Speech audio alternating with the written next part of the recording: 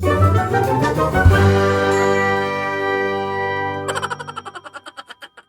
ધોરણ 9 ના બધા વિદ્યાર્થીઓ, સ્વાગત છે તમારું. હર્ષ બારસિયા છું. હું તમને સામાજિક વિજ્ઞાન અને અંગ્રેજી, ગ્રામર બધું ભણાવું છું તમને. તો આજે સામાજિક વિજ્ઞાનની અંદર આપણે ચેપ્ટર ભણવાનું છે જેનું નામ છે ભારતનું ન્યાયતંત્ર. આપણે 10મા નંબરનું જે ચેપ્ટર ભણ્યા હતા ને, 10મો પાઠ, એની અંદર આપણે ન્યાયતંત્રએ અટકાતા ત્યાં પૂરું કરતું હતું. લોકસભા, રાજ્યસભા, બધી કારોબારી, બધી વસ્તુઓ જોયું હતું. અને ત્યાં છેલ્લે પેરેગ્રાફમાં એમ આવ્યું હતું કે હવે ન્યાયતંત્ર વિશે આવતા ચેપ્ટરમાં ભણીશું. એ આવતું ચેપ્ટર અહીંયા આવી ગયું. તો એનું નામ છે ભારતનું ન્યાયતંત્ર. ભારત એટલે આપણને ખબર પડે ન્યાયતંત્ર એટલે શું, તો કે કોર્ટ. પછી હાઈકોર્ટ, સુપ્રીમ કોર્ટ, કોઈ પણ કોર્ટ છે. કોર્ટ વિશે આની અંદર ભણવાનું છે. આખું ચેપ્ટર કોર્ટ ઉપર છે. અને કેવી રીતે મોજથી, જલસાથી ભણીશું યાદ રાખશું, બરાબર? તો જો અહીંયા ન્યાયની દેવી છે, એક હાથમાં તરાજવા છે અને બીજા હાથમાં તલવાર છે. આ આંખે પટ્ટો એટલા માટે બાંધેલો હોય, રિયલ કારણ એવું છે કે બધાને એક સરખો ન્યાય આપવાનો. આ પૈસાદાર છે, આ ગરીબ છે, આ ભણેલો છે, આ અભણ છે, આ સ્ત્રી છે, આ પુરુષ છે, એ કંઈ નહીં જોવાનું. બધાને એક સરખો ન્યાય થવો જોઈએ, અન્યાય કોઈ ના થવો જોઈએ. એટલે આંખે પાટા બંધે છે.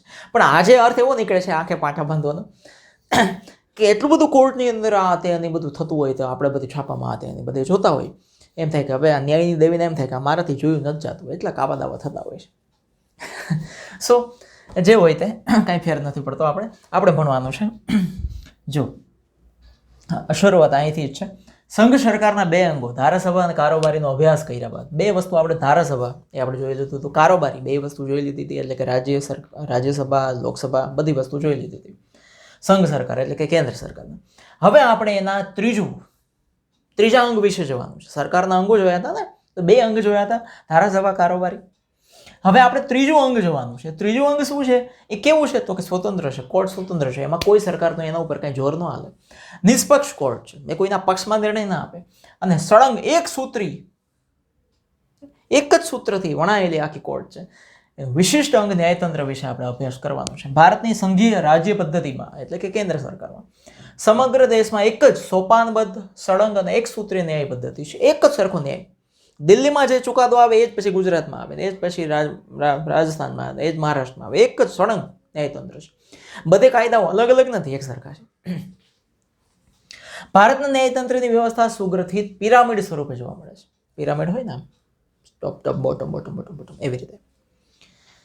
જો આપણે ત્યાં એક સૂત્રી ન્યાયતંત્રની રચના કરવામાં આવી છે. એક સૂત્રી એટલે કઈ રીતે કે જો કેન્દ્ર કક્ષાએ તમે કેન્દ્ર લેવલે જાઓ ને તો સૌથી ઉપર આખા દેશની સૌથી ઉપર સર્વોચ્ચ અદાલત, જેને સુપ્રીમ કોર્ટ હોય કહેવાય છે. એનાથી ઉપર પછી કોઈ કોર્ટ નથી. એ જે ચુકાદો આપે ફાઇનલ થઈ ગયો. એની સામે એની મધ્યમાં રાજ્ય કક્ષાએ એટલે કે દરેક રાજ્યમાં, ગુજરાત રાજ્યમાં, રાજસ્થાન રાજ્યમાં, મહારાષ્ટ્ર રાજ્યમાં ત્યાં વડી અદાલત હોય, એને કહેવાય હાઈકોર્ટ. જો સૌથી પહેલા પિરામિડમાં તમે જો, સૌથી પહેલા ઉપર સુપ્રીમ કોર્ટ છે, પછી એનાથી નીચે હાઈકોર્ટ આવી, પછી એની તાબાની નીચે એટલે કે રાજ્ય કક્ષાએ જે વડી અદાલત છે, જે હાઈકોર્ટ છે, એની નીચે દરેક જિલ્લામાં, અમદાવાદ, સુરત, વડોદરા, એ દરેક જિલ્લામાં, તાલુકામાં સ્થાનિક અદાલત હોય, બરાબર. અને એની નીચે વિશિષ્ટ અદાલત, સ્પેશિયલ કોર્ટ હોય, ટ્રાયલ કોર્ટ હોય. આ ઉપરાંત જુદા જુદા હેતુ માટે કોઈ ખાસ પ્રયોજન હોય, ખાસ હેતુ હોય, તો એના માટે સ્પેશિયલ ટ્રિબ્યુનલ અદાલત પણ હોય છે.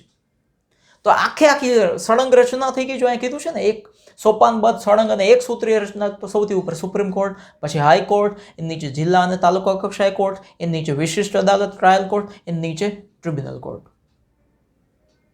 બધા એક સળંગ સૂત્રમાં, એક જ, ઉપર નીચે નીચે નીચે નીચે નીચે. આડી અવડી કંઈ ભાગીનું જે ડાન્સ કરતી ના. હવે ન્યાયતંત્રનું મહત્વ શું છે, ખાસ સમજવા જેવું છે. ન્યાયતંત્ર એટલે કે કોર્ટનું મહત્વ શું છે? What is the importance of court? ભારતમાં નાગરિકોના હકોના રક્ષણ અને જતન કરવા સૌથી પહેલું. ભારતની અંદર જેટલા નાગરિકો રહે છે, એના હિત, એના હક, એની ભારતીય તરીકે તમારા અમુક ઘણા બધા હકો હોય છે કે આટલી વસ્તુઓ તમને મળવી જ જોઈએ. એના વિશે આપણે આગળના ચેપ્ટરમાં અભ્યાસ ભણી ગયા છે. અને એના જે હક છે એનું રક્ષણ થવું જોઈએ, એનું જતન થવું જોઈએ. એટલે કોર્ટ છે. કોર્ટ ના હોય તો કોણ માથે ચડીએ? બે બધા. તેમજ કેન્દ્ર અને રાજ્ય વચ્ચેના, જોજો ખાસ, કેન્દ્ર એટલે કે કેન્દ્ર સરકાર, જે નરેન્દ્ર મોદી અત્યારે છે, એ કેન્દ્ર સરકાર. અને રાજ્ય સરકાર એટલે ગુજરાત રાજ્યની સરકાર, ભૂપેન્દ્રભાઈ પટેલની સરકાર છે. રાજસ્થાનની સરકાર હોય, મહારાષ્ટ્રની સરકાર હોય, એની વચ્ચેના જે સંબંધો છે અને કામના વિભાજન છે કે ભાઈ કેન્દ્ર સરકાર આ કામ કરશે, રાજ્ય આ કામ કરશે, કે પછી બે રાજ્યો હોય, રાજસ્થાન, મહારાષ્ટ્ર, ગુજરાત, રાજ્ય વચ્ચે કાર્યનું વિભાજન, આવી બધી જ જે કોઈ વિસંવાદિતા એટલે કે આમાં બધે કઈ મૂંઝવણ આવીને ઊભી રહી કે આ કામ કેન્દ્ર સરકારે કરવું કે રાજ્ય સરકારે કરવું, આ રાજ્યની સરકારે કરવું કે આ રાજ્યની સરકારે કરવું, કોણે આમાં બધાએ હાથ ઊંચો કરીને ઊભા રહી કરવાનું શું? તો જે વિસંગતતાઓ થાય, જે અસમજ પેદા થાય, એના બંધારણની જોગવાઈ મુજબ એના વિશે કે ભાઈ રાજ્ય વચ્ચે કોઈ ખટપટ થાય, કેન્દ્ર સરકાર અને રાજ્ય સરકારની વચ્ચે કોઈ ખટપટ થાય, તો એ ખટપટને કેવી રીતે સમાધાન કરવું અને સમાધાનનો ઉકેલ લાવવો, એ પણ પાછું બંધારણમાં જે રીતે લખ્યું એવી રીતે, અને સમાધાન કરવા માટે સમવાય તંત્રમાં તટસ્થ, એના માટે આપણા બંધારણની અંદર તટસ્થ એટલે કે કોઈના પક્ષમાં ના હોય, નિષ્પક્ષ હોય એવા ન્યાયતંત્રની આવશ્યકતા છે. અને એવી કોર્ટ છે આપણી પાસે, સુપ્રીમ કોર્ટ, હાઈકોર્ટ, નીચેની કોર્ટ. બંધારણની સર્વોપરિતાને અસર ન થાય. બંધારણની સર્વોપરિતા, આપણા દેશની અંદર કોર્ટ પણ સર્વોપરી નથી. કોર્ટ કરતા એ સર્વોપરી છે બંધારણ આપણું. બંધારણથી ઉપર કોઈ નથી. બંધારણથી ઉપર કોઈના બાપ ન હાલે. બંધારણ આપણા બધાનો બાપ આપણા દેશની અંદર. એની સર્વોપરિતાને અસર ન થવી જોઈએ, બંધારણને કોઈ અસર ન થવી જોઈએ. બંધારણની બહારે રહીને પછી કોર્ટ ચુકાદા ના આપી શકે. એથી કોઈ કાયદાની કલમ કે જોગવાઈઓ બંધારણીય સુસંગતતા તપાસવા માટે, હવે બંધારણની અંદર શું લખ્યું છે, કઈ કલમમાં કઈ જોગવાઈમાં શું લખ્યું છે, એ ઘણીવાર ના સમજાય. એનો અર્થ કંઈક ઘણા બધા લોકો પોતપોતાની રીતે જુદો કરવા માંડે. તો એ બંધારણમાં જે લખ્યું છે એનો એક્ઝેક્ટ અર્થ કરવા માટે કોનું મહત્વ છે? ન્યાયતંત્ર એટલે કે સુપ્રીમ કોર્ટ, હાઈકોર્ટ એનો એક્ઝેક્ટ અર્થ કરે કે આનો અર્થ આ થાય છે. અક્કલના મઠાવ તમારી રીતે તમે અર્થ કરીને બેસી જાય એવું ન હાલે. એના માટે ન્યાયતંત્રનું મહત્વ છે. બરાબર. પછી ધારાસભા અને કારોબારી દ્વારા, ધારાસભા અને કારોબારી વિશે આપણે ભણી ગયા છીએ આગળ. રાજ્યસભા, લોકસભા, પછી જે સરકારી અધિકારીઓ છે બધા, કેબિનેટ મંડળ છે આખું, એ બંધારણીય મર્યાદાનું ઉલ્લંઘન ના થાય એ પછી સરકાર ચલાવવા માંડે તો પછી સરકાર પોતાની રીતે ના ચલાવી શકે. એના મન ભાવે એમ સરકાર ના ચલાવી શકે. એ પછી બંધારણમાં જે લખ્યું હોય એનાથી ઉપર જઈને સરકાર ચલાવવા માંડે તો એની ચકાસણી કરવા માટે કે આ બરાબર બંધારણમાં જેમ લખ્યું છે એમ જ સરકાર ચલાવી શકે. આડાવડી ગમે તે ભાગવા માંડે છે એની ગાડી, ઘોડા દોડે છે.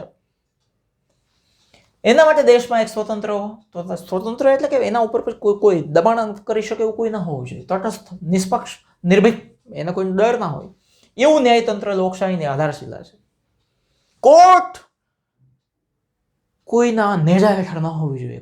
કોર્ટ જ હોવી જોઈએ. એમાં એની ઉપર કોઈ ના ચાલવું જોઈએ બંધારણ સિવાય. તો જ આ સરકારો છે સીધી ચાલે, નહીતર સરકારો સીધી ના ચાલે. એની આધારશિલા છે એટલે કે પાયો છે એમ કીધું. પાયાનો પથ્થર છે કોર્ટ. લોકશાહીના પાયાનો પથ્થર છે કોર્ટ.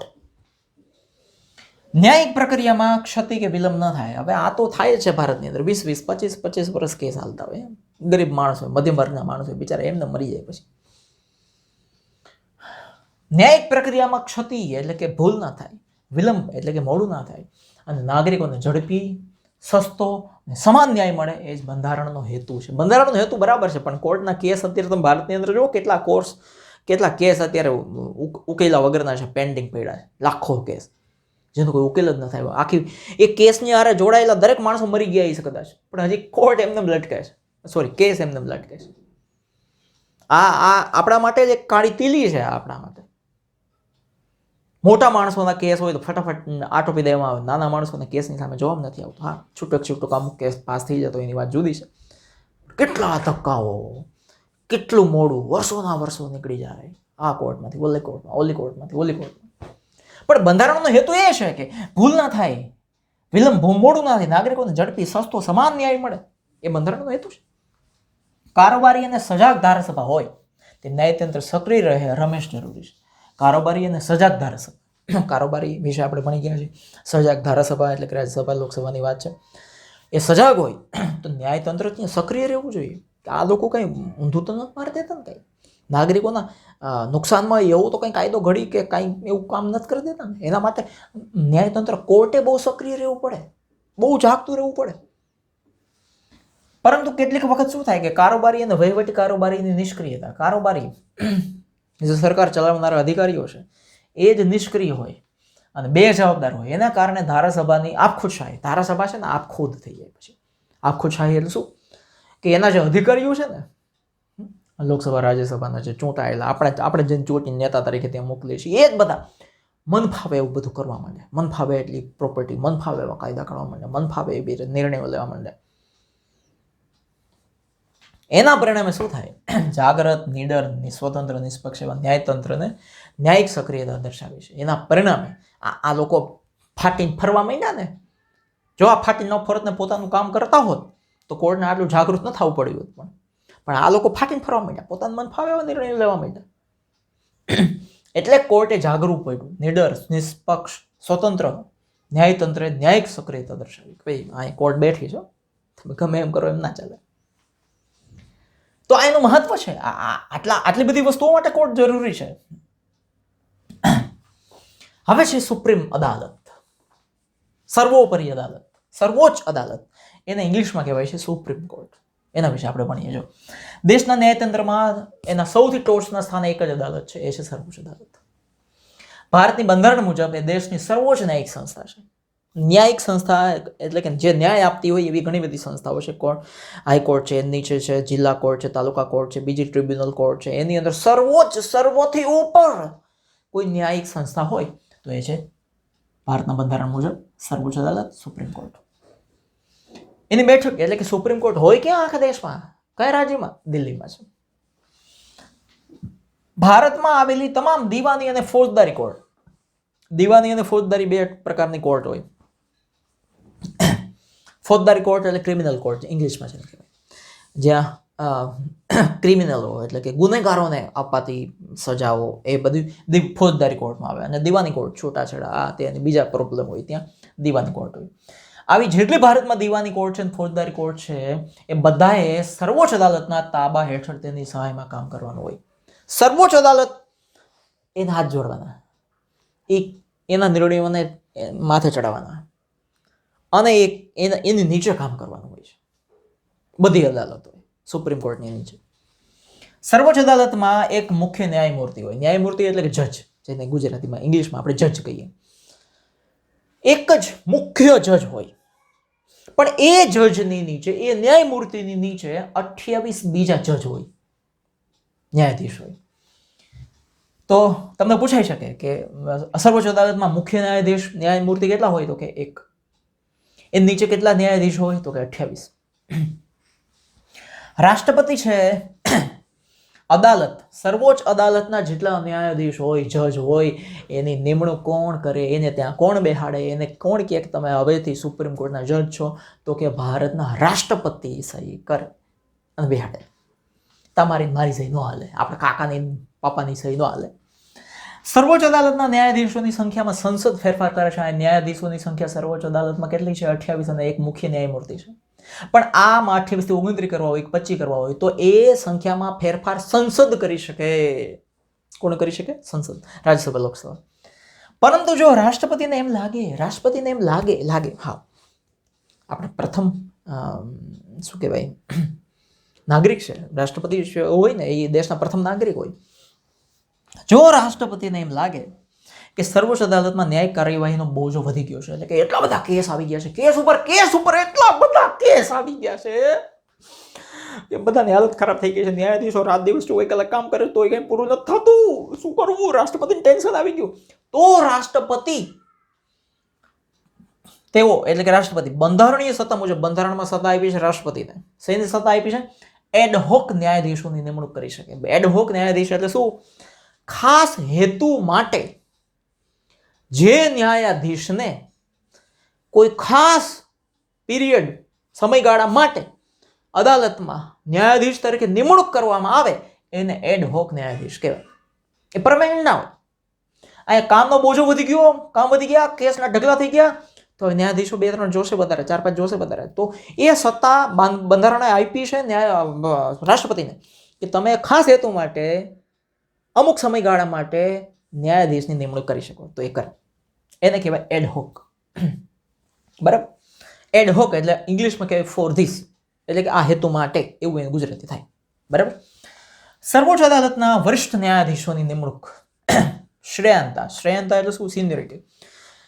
વરિષ્ઠ ન્યાયાધીશ સર્વોચ્ચ અદાલત એટલે સુપ્રીમ કોર્ટમાં વરિષ્ઠ એટલે કે સૌથી જે ઉંમરલાયક, જેનો અનુભવ બહુ વધારે છે, એવા ન્યાયાધીશોની નિમણૂક કરવામાં આવે છે. એ કોના આધારે? સિનિયોરિટી એટલે કે શ્રેયાંતા, એટલે કે કેટલા સિનિયર છે, જુનિયર નહીં, કેટલા સિનિયર છે, કેટલો વધારે અનુભવ છે, કેટલા વધારે કેસ એણે સોલ્વ કર્યા છે, એના આધારે રાષ્ટ્રપતિ એને ત્યાં બેહાડે સુપ્રીમ કોર્ટમાં. મુખ્ય ન્યાયમૂર્તિ સિવાયના અન્ય ન્યાયાધીશોની નિમણૂકમાં મુખ્ય ન્યાયમૂર્તિ અન્ય વરિષ્ઠ ન્યાયાધીશો સાથે હંમેશા ચર્ચા વિમર્શ કરીને કરવામાં આવે છે. જો મુખ્ય ન્યાયમૂર્તિ છે એને બાદ કરો, એ સિવાયના જેટલા ન્યાયાધીશો છે 28 લખ્યા હતા ને, હા, એની નિમણૂક કરવાની હોય એટલે કે એના પદ ઉપર બેસાડવાનો હોય તો મુખ્ય ન્યાયમૂર્તિ જે છે એક જ હોય. મુખ્ય ન્યાયમૂર્તિ સર્વોચ્ચ અદાલત સુપ્રીમ કોર્ટમાં એક જ હોય. એ અન્ય બીજા વરિષ્ઠ એટલે કે સિનિયર એટલે કે વધારે અનુભવવાળા જે ન્યાયાધીશો હોય એની યાર ચર્ચા કરે કે ભાઈ બીજા 28ને બેસાડવાનું છે તો આપણે કોને બેસાડી શકાય, કોની પાસે વધારે અનુભવ છે, કોણે સારા કેસ સોલ્વ કરેલા છે, કોણે સારા ચુકાદાઓ આપેલા છે, કોણે વધારે નિષ્પક્ષ ચુકાદાઓ આપેલા છે, એને પછી ત્યાં બેસાડવામાં આવે. આવી રીતે સર્વોચ્ચ અદાલતમાં ન્યાયાધીશોની નિમણૂક થાય છે. રાષ્ટ્રપતિનો એમાં સૌથી મોટો રોલ છે. બરાબર. હવે લાયકાત. હવે સુપ્રીમ કોર્ટની અંદર તમારે ન્યાયાધીશ બનવું છે તો તમારી પાસે શું લાયકાત હોવી જોઈએ? ગમે એને ત્યાં બેહાડી દઈએ ના, ગમે એને કઈ રોડા રૂપાડા સરસ મજાના ગાલ છે તમે ન્યાયાધીશમાં સારા લાગ બેસી જાય એમ ન્યાયાધીશને થોડા બેહાડે ના. સર્વોચ્ચ અદાલતના ન્યાયાધીશ તરીકે નિમણૂક પામનાર વ્યક્તિ સૌથી પહેલા તો ભારતની નાગરિક હોવી જોઈએ. એ વ્યક્તિ ભારતની હોવી જોઈએ, ભારતમાં જન્મેલ અને ભારતની નાગરિક હોવી જોઈએ. ભારતની કોઈ પણ વડી અદાલતમાં ન્યાયાધીશ તરીકે ઓછામાં ઓછા 5 વર્ષ સુધી સેવા બજાવી હોય. જો ભારતની કોઈ પણ વડી અદાલત એટલે કે હાઈકોર્ટની અંદર જેને સુપ્રીમ કોર્ટના ન્યાયાધીશ બનવું છે એમણે હાઈકોર્ટના ન્યાયાધીશ તરીકે કોઈ પણ રાજ્યની, ભારતની કોઈ પણ રાજ્યની હાઈકોર્ટની અંદર ઓછામાં ઓછા 5 વર્ષ સુધી એ જજ હોવા જોઈએ, સેવા બજાવી હોવી જોઈએ, અનુભવ હોવો જોઈએ. કોઈ પણ વડી અદાલતમાં ઓછામાં ઓછા 10 વર્ષ સુધી વકીલ હોવા જોઈએ. 10 વર્ષ તો એણે કોઈ પણ રાજ્યના હાઈકોર્ટની અંદર વકીલ તરીકે એણે કામ કર્યું હોય, અનુભવ હોય, વકીલ તરીકેનો અનુભવ હોવો જોઈએ. રાષ્ટ્રપતિના મત મુજબ જો બે વસ્તુ ખબર પડી કે ઓછામાં ઓછા 5 વર્ષ સુધી કોઈ પણ હાઈકોર્ટની અંદર ન્યાયાધીશ હોવા જોઈએ, ઓછામાં ઓછા 10 વર્ષ સુધી કોઈ પણ હાઈકોર્ટની અંદર વકીલ તરીકે એણે સેવા કરી હોવી જોઈએ. બીજું, રાષ્ટ્રપતિના મત મુજબ રાષ્ટ્રપતિના મગજમાં ફિટ બેસવું જોઈએ કે જે ન્યાયાધીશ સુપ્રીમ કોર્ટમાં આવવાના છે, બેહવાના છે, એ નામાંકિત ન્યાયવિદ હોવા જોઈએ, એને ન્યાયની ખબર પડતી હોવી જોઈએ, માણસોને ઓળખતા આવડતા હોવા જોઈએ, પ્રસિદ્ધ ન્યાયાધીશ તરીકે એનું નામ હોવું જોઈએ, અથવા તો પ્રસિદ્ધ કાયદાશાસ્ત્રી હોવા જોઈએ. એ વ્યક્તિની ઉંમર 65 વર્ષ કે તે કરતાં વધુ ઉંમર ધરાવતી ન હોવી જોઈએ. 65 વર્ષથી નીચે ઉંમર હોવી જોઈએ. કારણ કે 65 વર્ષે તો સુપ્રીમ કોર્ટમાંથી માણસ નિવૃત્ત થઈ જાય છે, તો હવે 67 વર્ષના માણસને તો બેસાડી નથી શકાતા. બરાબર. આમ સર્વોચ્ચ અદાલતના ન્યાયમૂર્તિઓની નિવૃત્તિ વય મર્યાદા 65 વર્ષની છે, તો ત્યાં સુધી તે હોદ્દા પર રહી શકે. 64 વર્ષની ઉંમરની વ્યક્તિને તમે ન્યાયાધીશ બનાવ્યા સુપ્રીમ કોર્ટના, તો 1 વર્ષ પછી નિવૃત્ત થઈ જવાનું. હવે સમયાવધિ શું હોય? જો સર્વોચ્ચ અદાલતના ન્યાયાધીશની નિવૃત્તિ વય 65 વર્ષ છે, પણ સંસદ એમાં કાયદો ઘડીને ફેરફાર કરી શકે કે સંસદ એમ કહે કે હવે 70 વર્ષે નિવૃત્ત કરવા છે તો થઈ શકે, સંસદ એમ કે 60 વર્ષે નિવૃત્ત કરી દેવા છે તો થઈ શકે. એનો કાયદાની આખી પ્રોસેસ હોય. બરાબર. નિવૃત્તિ બાદ ભારતની કોઈ પણ અદાલતમાં સુપ્રીમ કોર્ટમાં જે જજ બન્યા એ 65 વર્ષે નિવૃત્ત થયા. નિવૃત્ત થઈ ગયા પછી ભારતની કોઈ પણ વડી અદાલતમાં એ વકીલાત કરી શકે નહીં. પૂરું થઈ ગયું, ફેસલો ફિનિશ.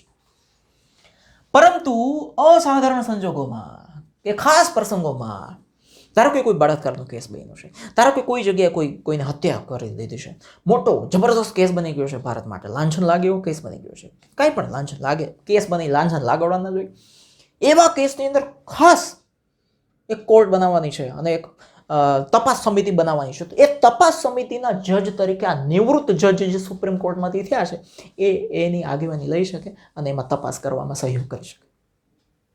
બરાબર. તેઓ નિવૃત્ત મુદત પહેલા પોતાની ફરજો અદા કરવામાં ઘણીવાર એવું થાય કે ભાઈ બીમાર પડી ગયા અને હવે એમ છે કે હું જજ તરીકે કામ નથી કરી શકું, એવી બીમારી આવી ગઈ, એવા એને પ્રોબ્લેમ આવી ગયા, તો અશક્તિમાન થઈ ગયા કે ભાઈ હું જજ તરીકે નથી રહી શકું એમ. તો એણે લેખિત રાજીનામું રાષ્ટ્રપતિને આપવાનું કે હું મારે બહુ બીમારી છે, બીજું છે, ત્રીજું છે, ઘરવાળી ના પડે છે, તો રાષ્ટ્રપતિને કહીને એની ફરજમાંથી મુક્ત થઈ શકે. બરાબર. પરંતુ પોતાની અયોગ્યતા સાબિત થવાથી હવે પોતાની જાતે નિવૃત્ત થવું થઈ શકે, પણ પોતે સુપ્રીમ કોર્ટના ન્યાયાધીશ તરીકે અયોગ્ય છે ગેરવર્તન કરે છે, બિનકાર્યક્ષમ છે, કામમાં આવતા નથી, કાંઈ લાંચ લે છે, કંઈ બીજું કર્યું છે, બંધારણની મર્યાદાનો ભંગ કર્યો છે, જે રીતે બંધારણમાં કાયદા પ્રમાણે કીધું છે એ રીતે ચુકાદા નથી આપ્યા ને એનાથી વિરુદ્ધ ચુકાદા આપ્યા છે, એ કારણોસર ગંભીર ગેરરીતિ કરી છે, ભ્રષ્ટાચાર કર્યું છે, 50 લાખ રૂપિયા લઈ લીધા છે, કોઈના 2 કરોડ લઈ લીધા છે, પછી એના પક્ષમાં ચુકાદો આપ્યો છે, એવું જો સાબિત થાય તો તમે સીધા સુપ્રીમ કોર્ટના ન્યાયાધીશને કાઢી મૂકી શકો નહીં. એની સામે એક મહાભિયોગની કાર્યવાહી સંસદની અંદર, લોકસભા, રાજ્યસભામાં થાય અને એ મહાભિયોગની કાર્યવાહી પછી ન્યાયાધીશને એના હોદ્દા ઉપરથી બરતરફ એટલે કે કાઢી મૂકવામાં આવે છે. બરાબર. એ માટેની કાર્યવાહી આ પ્રમાણે છે. જો મહાભિયોગની કાર્યવાહી કઈ રીતે થાય? સંસદના દરેક ગૃહો એટલે કે રાજ્યસભા અને લોકસભા એના ગૃહની કુલ સભ્ય સંખ્યાની બહુમતી થવી જોઈએ તથા તે ગૃહમાં હાજર રહીને મત આપનાર ઓછામાં ઓછા 2/3 એટલે કે જેટલા હાજર છે મત આપવા માટે એના 3 ભાગ પાડો. ધારો કે 99 જણા હાજર છે, એ 3 ભાગ પાડો તો 33 3 ભાગ થઈ ગયા. એમાંથી 2 ભાગ એટલે કે 66 જળની નહીં 66 માણસોની 66 મત આપનારાઓની બહુમતી હોવી જોઈએ. એવી બહુમતીના ટેકાવાળું નિવેદન આવે રાષ્ટ્રપતિ સમક્ષ જે તે સત્રમાં, એટલે કે શિયાળુ સત્ર, ઉનાળુ સત્ર, ચોમાસુ સત્ર, 3 સત્ર સંસદ સભાના હોય, એમાં રજૂ કરે. એના ઉપરથી રાષ્ટ્રપતિના હુકમના આધારે એને પદ ભ્રષ્ટ કરી શકાય છે કે તમે નીકળો. બરાબર. સંસદ ન્યાયાધીશના ગેરવર્તનનું અંગેનું નિવેદન રજૂ કરવા માટેની અને તપાસની કાર્યવાહી તેમજ સાબિતી માટે કાર્યવાહીનું નિયમન કરશે. સંસદ છે એ પોતે જ નિયમન કરશે કે ન્યાયાધીશ છે એને એ શું નિવેદન આપે છે, એની તપાસ કઈ રીતે થશે, એ બધું કામ સંસદ કરે. બરાબર. સંબંધિત ન્યાયાધીશને, હવે જેની ઉપર આરોપ લાગ્યા છે એ ન્યાયાધીશને સંસદમાં હાજર રહેવાનો અધિકાર છે અને પોતાનું નિવેદન આપવાનો અધિકાર છે. એને મોકો આપવામાં આવે કે તમારે શું કહેવું છે, તમે કહો, તમારી ઉપર આટલા આરોપ લાગ્યા છે. સર્વોચ્ચ અદાલતના ન્યાયમૂર્તિઓને હોદ્દો ગ્રહણ કરતા પહેલા રાષ્ટ્રપતિ હોદ્દાની ગુપ્તતા અને બંધારણ પ્રત્યે વફાદાર રહેવાનો શપથ લેવડાવે છે અને તેઓને પ્રતિજ્ઞાપત્ર પર સહી કરવી પડે છે કે ભાઈ તમે હવે સુપ્રીમ કોર્ટના, ભારતની સર્વોચ્ચ ન્યાયિક અદાલતના તમે જજ બનો છો. તો ઘણી બધી વસ્તુઓ તમારે ગુપ્ત રાખવાની હોય છે, કોઈને કહેવાની નથી હોતી. બંધારણ પ્રત્યે તમારે વફાદાર રહેવાનું હોય છે અને એના શપથ લ્યો, ગીતા ઉપર હાથ રાખો અને સહી કરવી પડે છે પ્રતિજ્ઞાપત્ર ઉપર. હું ભારતના બંધારણને વફાદાર રહીશ, ઘણું બધું લખેલું હોય છે. એ કોણ શપથ લેવડાવે? રાષ્ટ્રપતિ લેવડાવે. પછી એ સુપ્રીમ કોર્ટના જજ બની શકે અને એને કોઈ ભ્રષ્ટાચાર કે કોઈ કારણસર એના ઉપર આરોપ લાગે તો કઈ રીતે કાઢી મૂકવામાં આવે છે એ પણ મહાભિયોગની આ પ્રક્રિયા આપણે જોઈ લીધી. હવે તમે સમજો, સર્વોચ્ચ અદાલત એટલે શું? સૌથી ઊંચી અદાલત, જેને કહેવાય સુપ્રીમ કોર્ટ ઇંગ્લિશમાં. એની સત્તા કેટલી છે, એ કેટલું કરી શકે, એની તાકાત કેટલી એમ, અને એનું કાર્યક્ષેત્ર એટલે શું? એ ક્યાં સુધી એના નિર્ણયો લંબાવી શકે, એટલે કે કેટલી હદ સુધી એના નિર્ણયો હોય છે, એની કાર્યસત્તા. એના નીચે શું આવે એ એની કાર્યક્ષેત્રતા કહેવાય. એ કોને કોને નિર્ણય આપી શકે, કેવી બાબતોમાં દખલઅંદાજી કરી શકે, એ એનું કાર્યક્ષેત્ર કહેવાય. એ આપણે ભણવાનું છે. જો ભારતની સર્વોચ્ચ અદાલત એટલે કે ભારતની સુપ્રીમ કોર્ટ છે ને, એ દુનિયાની કોઈ પણ સુપ્રીમ કોર્ટ કરતા સૌથી વધારે વિશેષ સત્તાઓ ધરાવે છે, સૌથી વધારે શક્તિશાળી. દરેક દેશની અંદર સુપ્રીમ કોર્ટ હોય છે, પણ દરેક દેશની સુપ્રીમ કોર્ટ પાસે એટલો પાવર નથી હોતો જેટલો પાવર ભારત દેશની સુપ્રીમ કોર્ટ પાસે હોય છે. અને ભારતની સુપ્રીમ કોર્ટનું કાર્યક્ષેત્ર એનું બહુ મોટું છે, જબરદસ્ત ફેલાયેલી આપણી સુપ્રીમ કોર્ટ છે. એટલે કે ખાલી એના બિલ્ડિંગ ફેલાયેલા છે એમ નહીં, એ સત્તા એની એટલી છે. આ કાર્યક્ષેત્રને મૂળભૂત હવે 3 પ્રકારમાં સુપ્રીમ કોર્ટનું જે કાર્યક્ષેત્ર છે એને 3 વિભાગમાં વહેંચવામાં આવે છે. એક, મૂળભૂત ક્ષેત્રાધિકાર, એ જે આવશે ત્યારે સમજશું, અત્યારે ખાલી નામ લઈ લઈએ.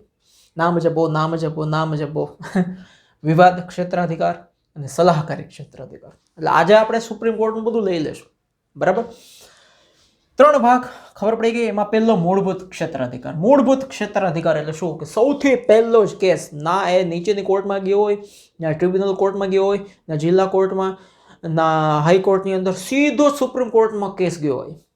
સીધો જ પહેલી વાર સુપ્રીમ કોર્ટ એ કેસને સાંભળે અને સીધો જ એ કેસ ઉપર એ ચુકાદો આપે. એ મૂળભૂત ક્ષેત્રાધિકાર, જેને કહેવાય મૌલિક હુકુમત કહેવાય.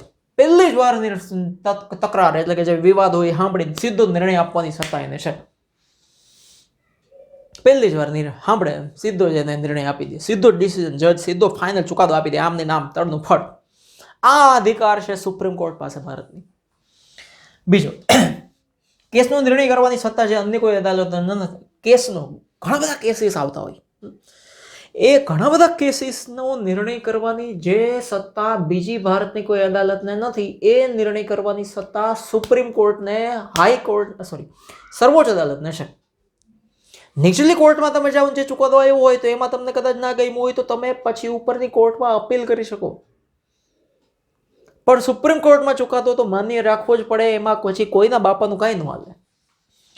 આ અધિકાર ક્ષેત્રમાં નીચેના પક્ષકારો હોવા જોઈએ જેમના વિવાદનું નિરાકરણ કરવાની સત્તા ધરાવે છે. નીચેના પક્ષકારો એટલે શું? જેણે કેસ કર્યો છે અને જેના ઉપર કેસ થયો છે, એ બંને પક્ષકારો કહી શકાય. એક, આ બધા કેસ છે ને, જો 1, 2, 3, 4 ને 5, આ 5 પ્રકારના પક્ષકાર હોય કે જેના ઉપર કેસ થયો છે અને જેને કેસ કર્યો છે.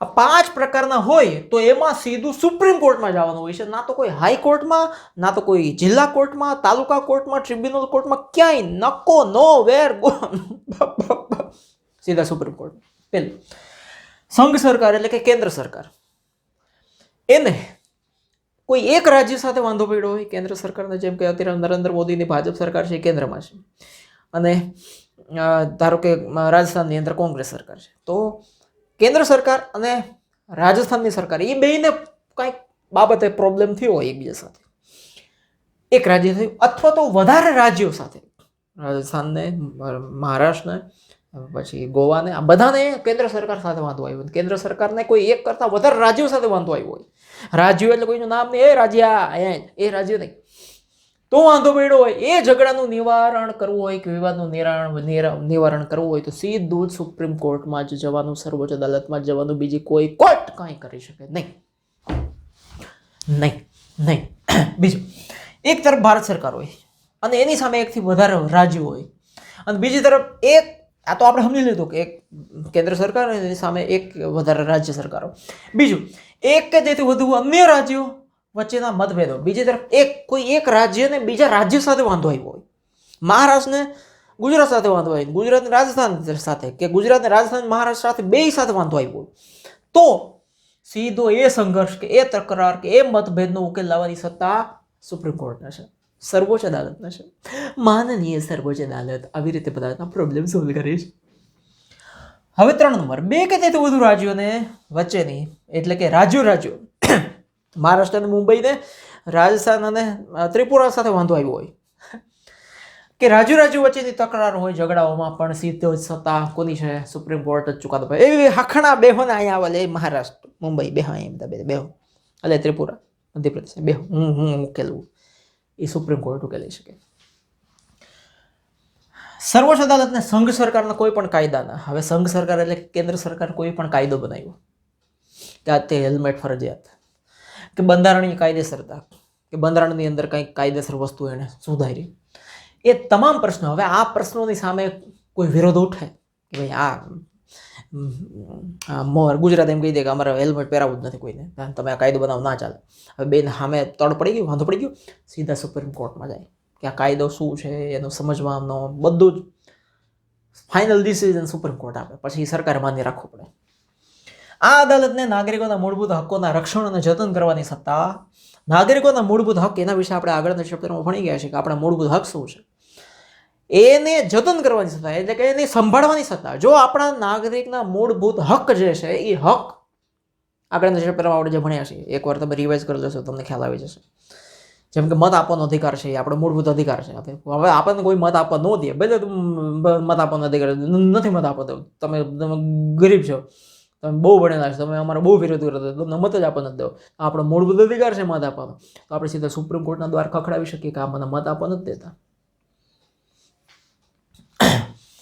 અને મૂળભૂત હક જે ભંગ કરતા હોય એના બદલ હાજર હુકમ, અધિકાર હુકમ, પ્રતિબંધ હુકમ વગેરે બહાર પાડવાની સત્તા છે. જે ભંગ કરતા હોય એની ઉપર સીધો હુકમ લાગી જાય, સ્ટે આવી જાય, જેને ઇંગ્લિશમાં કહેવાય. કેવી રીતે તમે ના પાડી શકો મત નહીં આપવાનું? કેવી રીતે તમે એને આમ કરી શકો? બધા જ અધિકાર હુકમ એના ઉપર અધિકાર જમાવી શકે કે હક છે, એને જતન કરવાની સત્તા અમારી છે, અને પ્રતિબંધ ફરમાવી શકે જો મૂળભૂત અધિકારોનો ભંગ થતો હોય તો. કોણ? Supreme court. થઈ ગયા 5. હા, હવે રાજ્ય વચ્ચે કે રાજ્ય વચ્ચે, બે રાજ્ય વચ્ચે પ્રોબ્લેમ થયો હોય, અથવા ઝાઝા રાજ્યોને કોઈ એક રાજ્ય પ્રોબ્લેમ થયો હોય, અથવા એક રાજ્યને ઝાઝા રાજ્યો સાથે પ્રોબ્લેમ થયો હોય અથવા ઝાઝા રાજ્યો સાથે પ્રોબ્લેમ થયો હોય, રાજ્ય ટૂંકમાં કાંઈ પણ પ્રોબ્લેમ થયો હોય, જેમ કે પ્રોબ્લેમ નંબર 1, નદીના પાણીની વહેંચણી નર્મદા ગુજરાતમાં આવે છે તો મધ્યપ્રદેશથી આવે છે, તો એ મધ્યપ્રદેશને, રાજસ્થાનને, મહારાષ્ટ્રને અને ગુજરાતને ચારેય આના પાણીથી ફાયદો થાય છે. તો હવે આમાં કાંઈ ચારેય રાજ્યો અંદર આ પાણીના પ્રશ્ને ઝઘડી પડે તો એનો એ જે વિવાદ થયો એને ઉકેલવાની સત્તા પાછી સર્વોચ્ચ અદાલત પાસે નથી. એને હુકુમતની બહાર છે, એની સત્તાની બહાર છે. એના માટે એક સ્પેશિયલ કોર્ટ બની છે. સ્પેશિયલ કોર્ટને કહેવાય ટ્રિબ્યુનલ કોર્ટ, કે જે પાણીના પ્રશ્નોને જ ઉકેલે છે આખા ભારતના. કારણ કે ઘણી બધી એવી નદીઓ છે કોઈ એક જ રાજ્યમાંથી નીકળીને રાજ્ય પૂરી નથી થઈ જતી, બીજા રાજ્યોમાં નીકળતી હોય છે, એટલે પાણીના પ્રશ્નો થાય જ. તો એ પાણીના પ્રશ્નો જે છે એને ઉકેલવા માટે પાણી ન્યાય પંચ નામની કોર્ટ બની છે, જેને ઇંગ્લિશમાં કહેવાય વોટર ટ્રિબ્યુનલ. એ ઉકેલે, એમાં સુપ્રીમ કોર્ટ કાંઈ ના કરે. પણ જે સુપ્રીમ કોર્ટે ચુકાદો આપ્યો હોય બીજી પાણી સિવાયની બાબતોમાં, તો એ અંતિમ હોય છે. એ પછી બીજી ક્યાંય કોર્ટમાં તમે જઈ જ ના શકો, કારણ કે સુપ્રીમ કોર્ટ એટલે દાદા થઈ ગયા, દાદાની ઉપર પછી કોઈ ના હોય. એ બધા માટે શિરોમાન્ય છે. પછી પાકિસ્તાનની કોર્ટમાં કોઈ ઘરી જવું હોય, ઘૂસી જવું હોય તો ભલે ને જાય, આપણે શું વાંધો છે. ખબર પડી ગઈ એનું? હા, પેલું શું છે? મૂળભૂત ક્ષેત્રાધિકાર. હવે બીજું છે અહીંયા અપીલનું ક્ષેત્રાધિકાર. અપીલ એટલે શું? વિવાદ અધિકાર ક્ષેત્ર જેને કહેવાય. અપીલ એટલે શું? તમે ધારો કે હાઈકોર્ટમાં ગયા, હાઈકોર્ટની અંદર એટલે કે ગુજરાત હાઈકોર્ટની અંદર તમે ગયા ને કોઈ પ્રશ્ન, મતલબ તમે કોઈ કેસ કર્યો, એની અંદર જે ગુજરાત કોર્ટે જે નિર્ણય આપ્યો એ નિર્ણય તમને ના ગયો, તમારી ફેવરમાં ના આવ્યો, તો તમે એની ઉપરની કોર્ટ એટલે કે સુપ્રીમ કોર્ટમાં એ કેસને લઈ જાઓ. એને કહેવાય અપીલ કરી. બરાબર? સર્વોચ્ચ અદાલતના વિવાદ અધિકાર ક્ષેત્રમાં 3 પ્રકારના વિવાદોમાં જ અપીલ થઈ શકે છે. એટલે કે 3 જ વસ્તુ એવી છે કે તમે સુપ્રીમ કોર્ટમાં એને અપીલ કરી શકો, એને પડકારી શકો કે આ નિર્ણય એમ નથી ગમતો, તો સુપ્રીમ કોર્ટમાં સીધો જ તમે એને પડકારી શકો. નથી ગમતો નિર્ણય ભાઈ, કયો? બંધારણીય અર્થઘટનના કેસો. બંધારણની અંદર કંઈ ફેરફાર કરવાની વાત આવે અથવા તો બંધારણ કંઈ કહે છે અને લોકો એના અર્થ જુદા કરે છે, કે સરકાર એનો અર્થ જુદો કરે છે, કે કોઈ બીજા માણસો એના અર્થ જુદો કરીને કંઈક માથાકૂટ કરે છે, તો એ બાબતે તમે સીધું જ સુપ્રીમ કોર્ટમાં જઈ શકો કે સરકારે આ બંધારણની આ કલમનો આવો અર્થ કર્યો, એ ખરેખર ખોટો થાય છે. સુપ્રીમ કોર્ટ સાહેબ તમે સમજાવો કે આનો સાચો અર્થ શું થાય. એને કહેવાય બંધારણીય અર્થઘટનના કેસો. તો સીધા તમે સુપ્રીમ કોર્ટમાં જઈ શકો. બીજું છે દીવાની દાવાઓ અંગેના કેસો. દીવાની એટલે કેવા? જેમાં પોલીસ એટલે કે ફોજદારી કેસ નહીં, એટલે કે ક્રિમિનલ કેસ નહીં, કોઈ હત્યા કે એવા ગુના નહીં, છૂટાછેડાથી લઈને બાળકોના કોઈ માતા કે પિતાનું કોઈ મૃત્યુ થઈ ગયું હોય તો એની પાછળ જે બાળકોની પ્રોપર્ટી વહેંચણીના કેસો બધા ચાલતા હોય, કે જમીનના કેસો બધા ચાલતા હોય, એ બધા દીવાની કેસ કહેવાય. અને ફોજદારી દાવાના કેસ એટલે શું? જેમાં કોઈની હત્યા થઈ હોય, કોઈનું ખૂન થઈ ગયું, કોઈને મારી નાખવામાં આવ્યો હોય, કોઈ હિંસા ભડકી ગઈ હોય, એની અંદર કેટલા એને પતાવી દીધા હોય, ધમકીઓ આવી હોય, આ તે બધું, એ બધા ફોજદારી. આ 3 કેસોને સીધા તમે અપીલનું ક્ષેત્ર અધિકાર છે સુપ્રીમ કોર્ટમાં લઈ જઈ શકાય. કઈ રીતે? ભારતની કોઈ પણ વડી અદાલતના કોઈ પણ દાવાઓના ચુકાદામાં, હુકમનામા તેમજ આખરી હુકમ સામે સર્વોચ્ચ અદાલતમાં અપીલ ત્યારે થઈ શકે જ્યારે વડી અદાલતે ચુકાદામાં એ પ્રકારનું પ્રમાણપત્ર આપ્યું હોય કે કેસમાં બંધારણની કોઈ કલમના અર્થઘટનનો અગત્યનો કાયદાકીય પ્રશ્ન સંકળાયેલો છે. જો હવે તમે ગુજરાતની અંદર કંઈક ખૂન કેસ હોય, કંઈક થઈ ગયું એવું, મારી નાખ્યું, ગમે થયું, તો તમે ગુજરાતની કોર્ટમાં જાઓ, છેલ્લે તમારી કોર્ટ આવે હાઈકોર્ટ આવે, હાઈકોર્ટે તમે અટકી જાઓ, કારણ કે હાઈકોર્ટની ઉપર સુપ્રીમ કોર્ટ છે, પછી ગુજરાતની બહાર વહી જાય. બરાબર? તો હવે હાઈકોર્ટે ભારતની કોઈ પણ વડી અદાલત હાઈકોર્ટ હોય એ દરેક રાજ્યમાં એક હોય, અથવા તો 3-4 રાજ્યો વચ્ચે એક કોર્ટ હોય. એને કોઈ પણ દાવાઓનો ચુકાદો અને આખરી હુકમ બહાર પાડ્યો કે આને ફાંસીની સજા, અથવા તો આને આ જન્મટીપની સજા, અથવા આને 6 વર્ષની જેલની સજા, અથવા આને જે સજા ફરમાતો હોય, એની વિરુદ્ધ તમે હાઈકોર્ટ એટલે કે સુપ્રીમ કોર્ટમાં ત્યારે જ અપીલ કરી શકો જ્યારે હાઈકોર્ટે ચુકાદામાં એમ કીધું હોય, એવું પ્રમાણપત્ર આપ્યું હોય, એવું ચુકાદો લખીને આપી દીધો હોય કે આમાં બંધારણની કોઈ કલમના અર્થઘટનનો અગત્યનો કાયદાકીય પ્રશ્ન છે, કે આમાં એક બંધારણની કોઈ કલમ છે, એનું આ લોકોએ કંઈક વિચિત્ર જ અર્થઘટન કાઢ્યું છે, એ અમને સમજાતું નથી, અથવા તો અમને સમજાય છે પણ અમે એના વિશે છેલ્લો નિર્ણય લેવા માટે એટલી સત્તા નથી અમારી પાસે, બરાબર.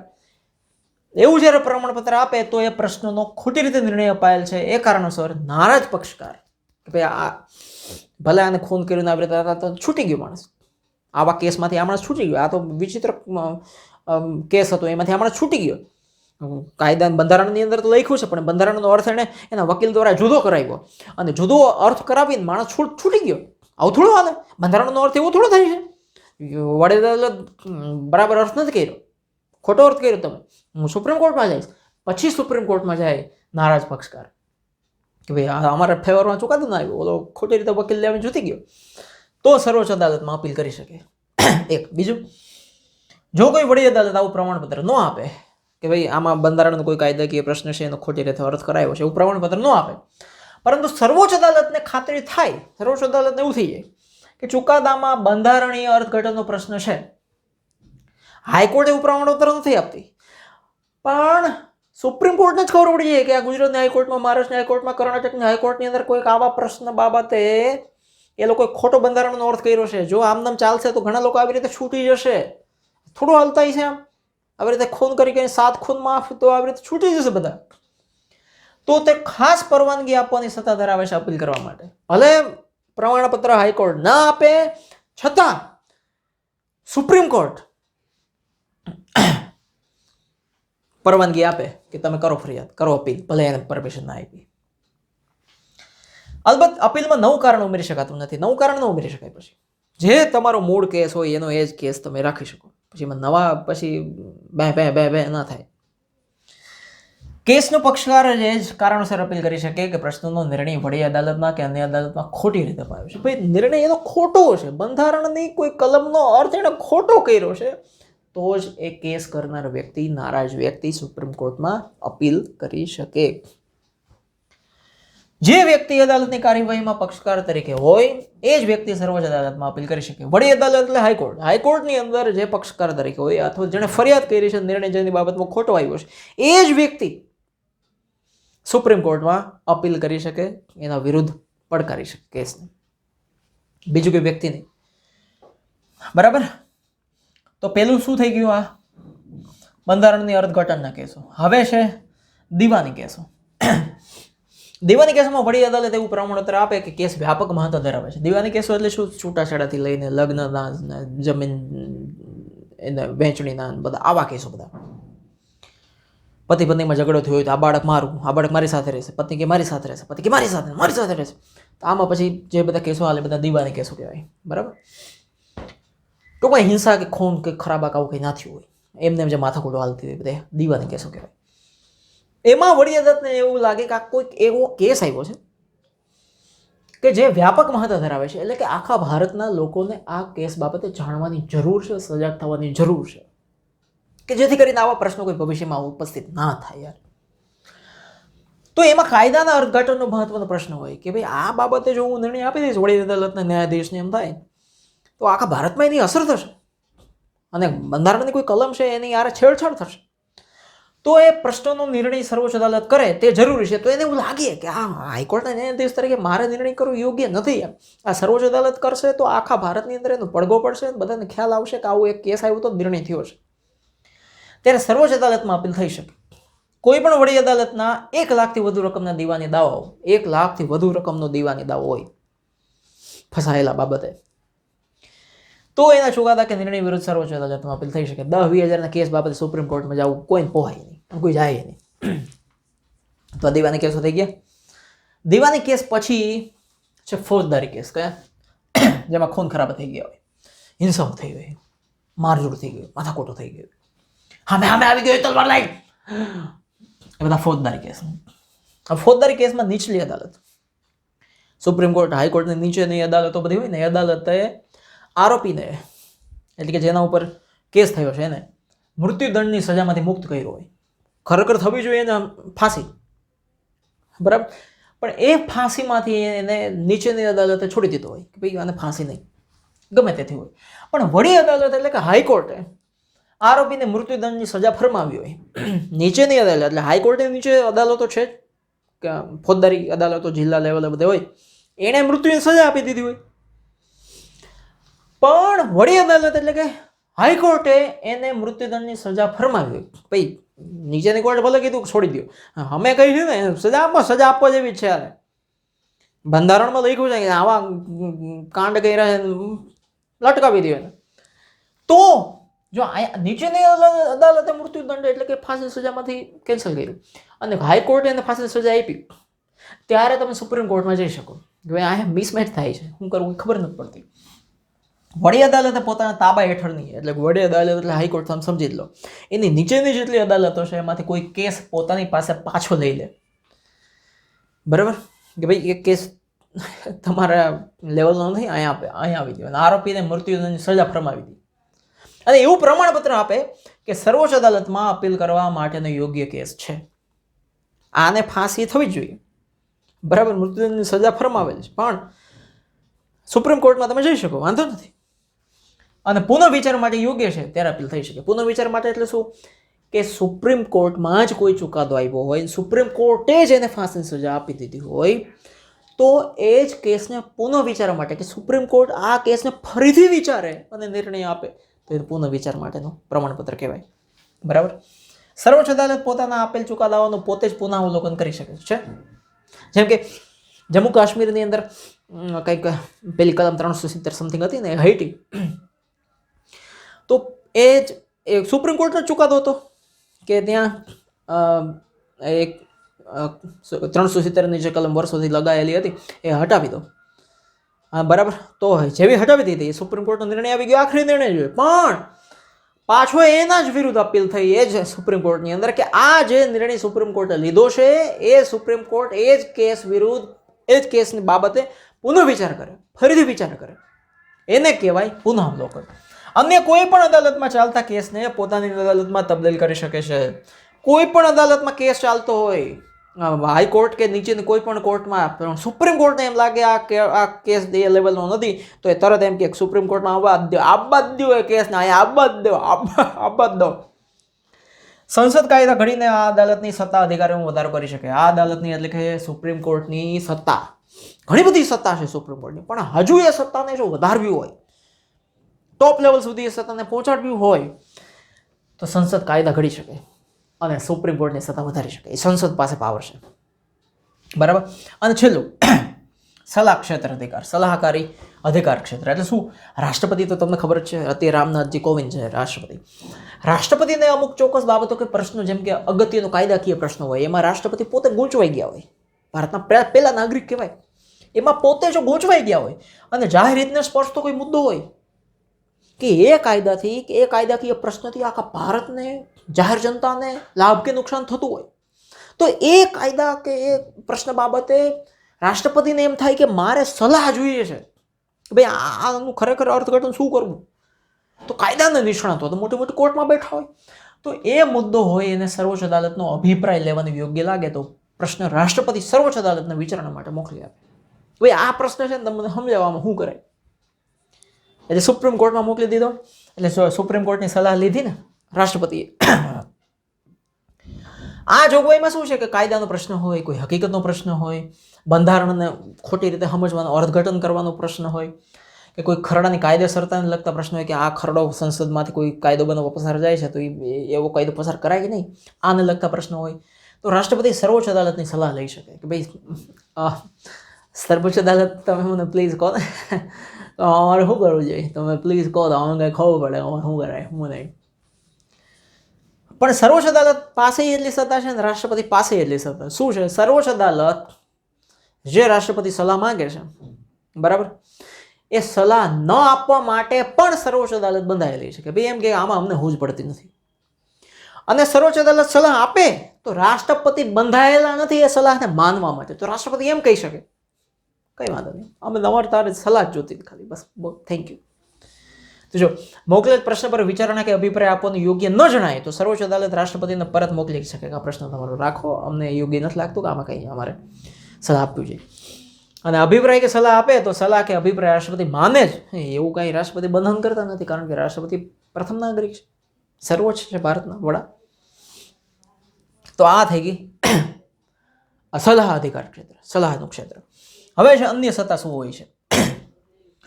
સર્વોચ્ચ અદાલતને અગાઉ આપેલ પોતાના નિર્ણય કે ચુકાદાની પુનઃ સમીક્ષા કરવાની સત્તા છે. એટલે કે પહેલા પોતે જ ચુકાદો આપી દીધો હોય કે આ ભાઈ 370ની કલમ હટી ગઈ જમ્મુ કાશ્મીરમાંથી, તો એના ઉપર જ પાછી અપીલ થઈ શકે કે ભાઈ તમે પાછું વિચારો, આ બહુ મોટો મુદ્દો છે, તો પાછું વિચારવા માટે કેસ લઈ શકે.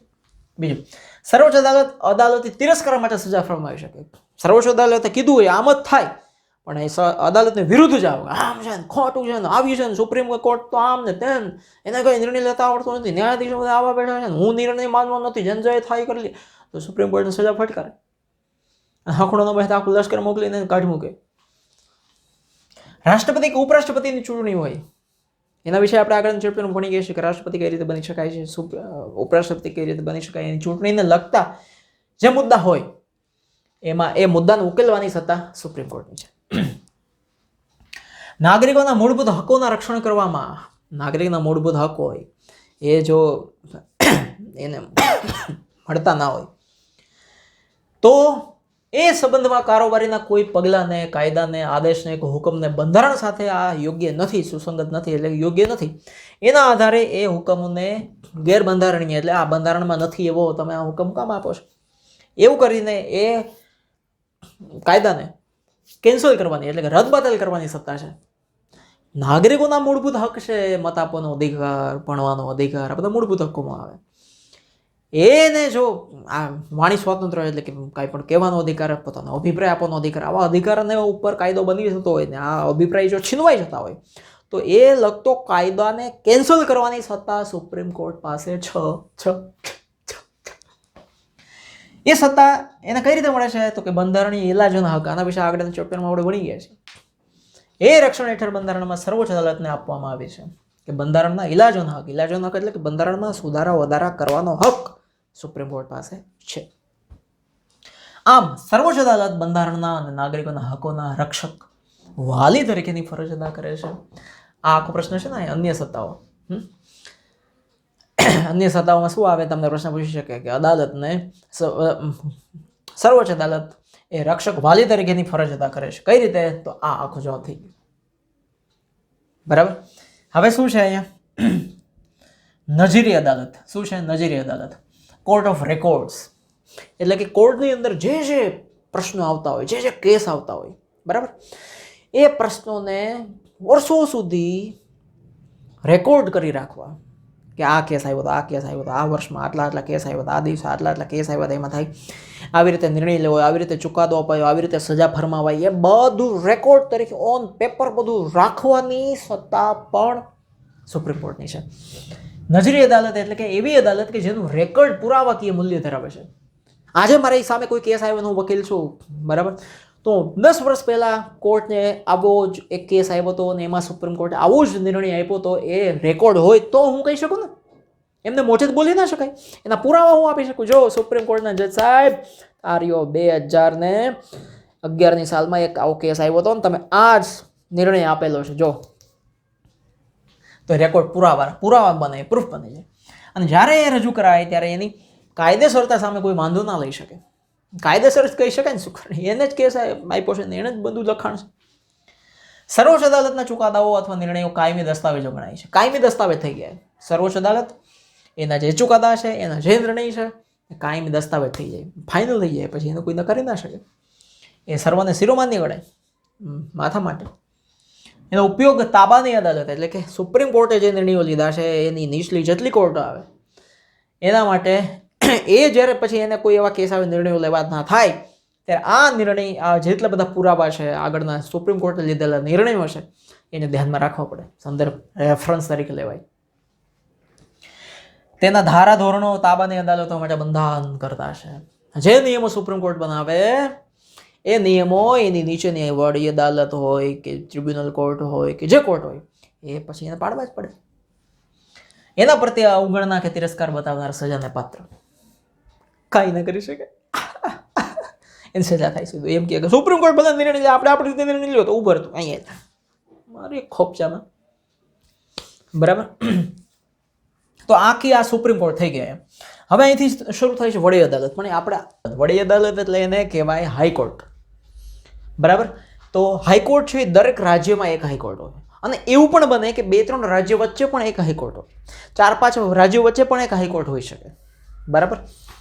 તો ભારતના સળંગ સુગ્રથિત એકતંત્રી પિરામિડ આકારનું ન્યાયતંત્ર છે આપણું, કે જેમાં સૌથી ઉપર સુપ્રીમ કોર્ટ હોય, પછી વડી અદાલત હોય, એની નીચે એની તાબાની અદાલત હોય, એની નીચે એની તાબાની અદાલત હોય, એમ આખી એક સળંગ એક સુગ્રથિત એક જ ગ્રંથિમાં રખાયેલી બધી અદાલતો છે. એની વચલી કડી રૂપ, એની વચ્ચેની કડી એટલે કે હાઈકોર્ટની નીચેની જેટલી બધી કોર્ટ આવે ને એ, અને હાઈકોર્ટની ઉપર જે સુપ્રીમ કોર્ટ આવે એ બેયને જોડતી કડી, વચ્ચેની કડી કોઈ છે તો એ છે વડી અદાલત. દરેક રાજ્ય સ્તરે આવેલ અદાલત એ વડી અદાલત છે.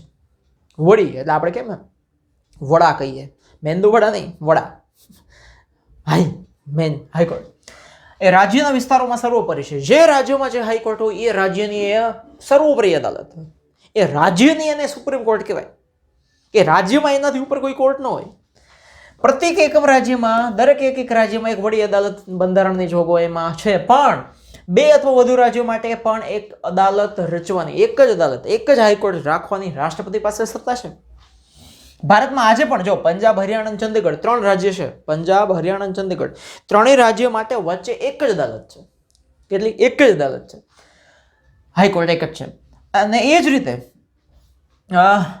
આસામ વડી અદાલતની સત્તા, આસામમાં જે વડી અદાલત છે એટલે કે હાઈકોર્ટ છે એ આસામની તો હાઈકોર્ટ છે જ, એ સિવાય મણિપુર, મેઘાલય, નાગાલેન્ડ, ત્રિપુરા, મિઝોરમ અને અરુણાચલ પ્રદેશ આ બધા વચ્ચે એક હાઈકોર્ટ છે, બરાબર. હવે એની રચના કઈ રીતે થાય તો કે વડી અદાલતના મુખ્ય ન્યાયાધીશની નિમણૂક કોણ કરે તો કે રાષ્ટ્રપતિ સર્વોચ્ચ અદાલતના વરિષ્ઠ ન્યાયાધીશ તથા સંબંધિત રાજ્યના રાજ્યપાલ સાથે ચર્ચા વિચારણા કરીને કરે છે. કઈ રીતે? વડી અદાલત એટલે કે હાઈકોર્ટના ન્યાયાધીશ હોય, જજ હોય, એને કોણ પસંદ કરે, એની નિમણૂક કેમ થાય તો કે રાષ્ટ્રપતિ. સુપ્રીમ કોર્ટ જે છે સર્વોચ્ચ અદાલત, સુપ્રીમ કોર્ટના જે વરિષ્ઠ એટલે કે સૌથી મોટા જે જજ હોય, ન્યાયાધીશ હોય, એની સાથે ચર્ચા વિચારણા કરે.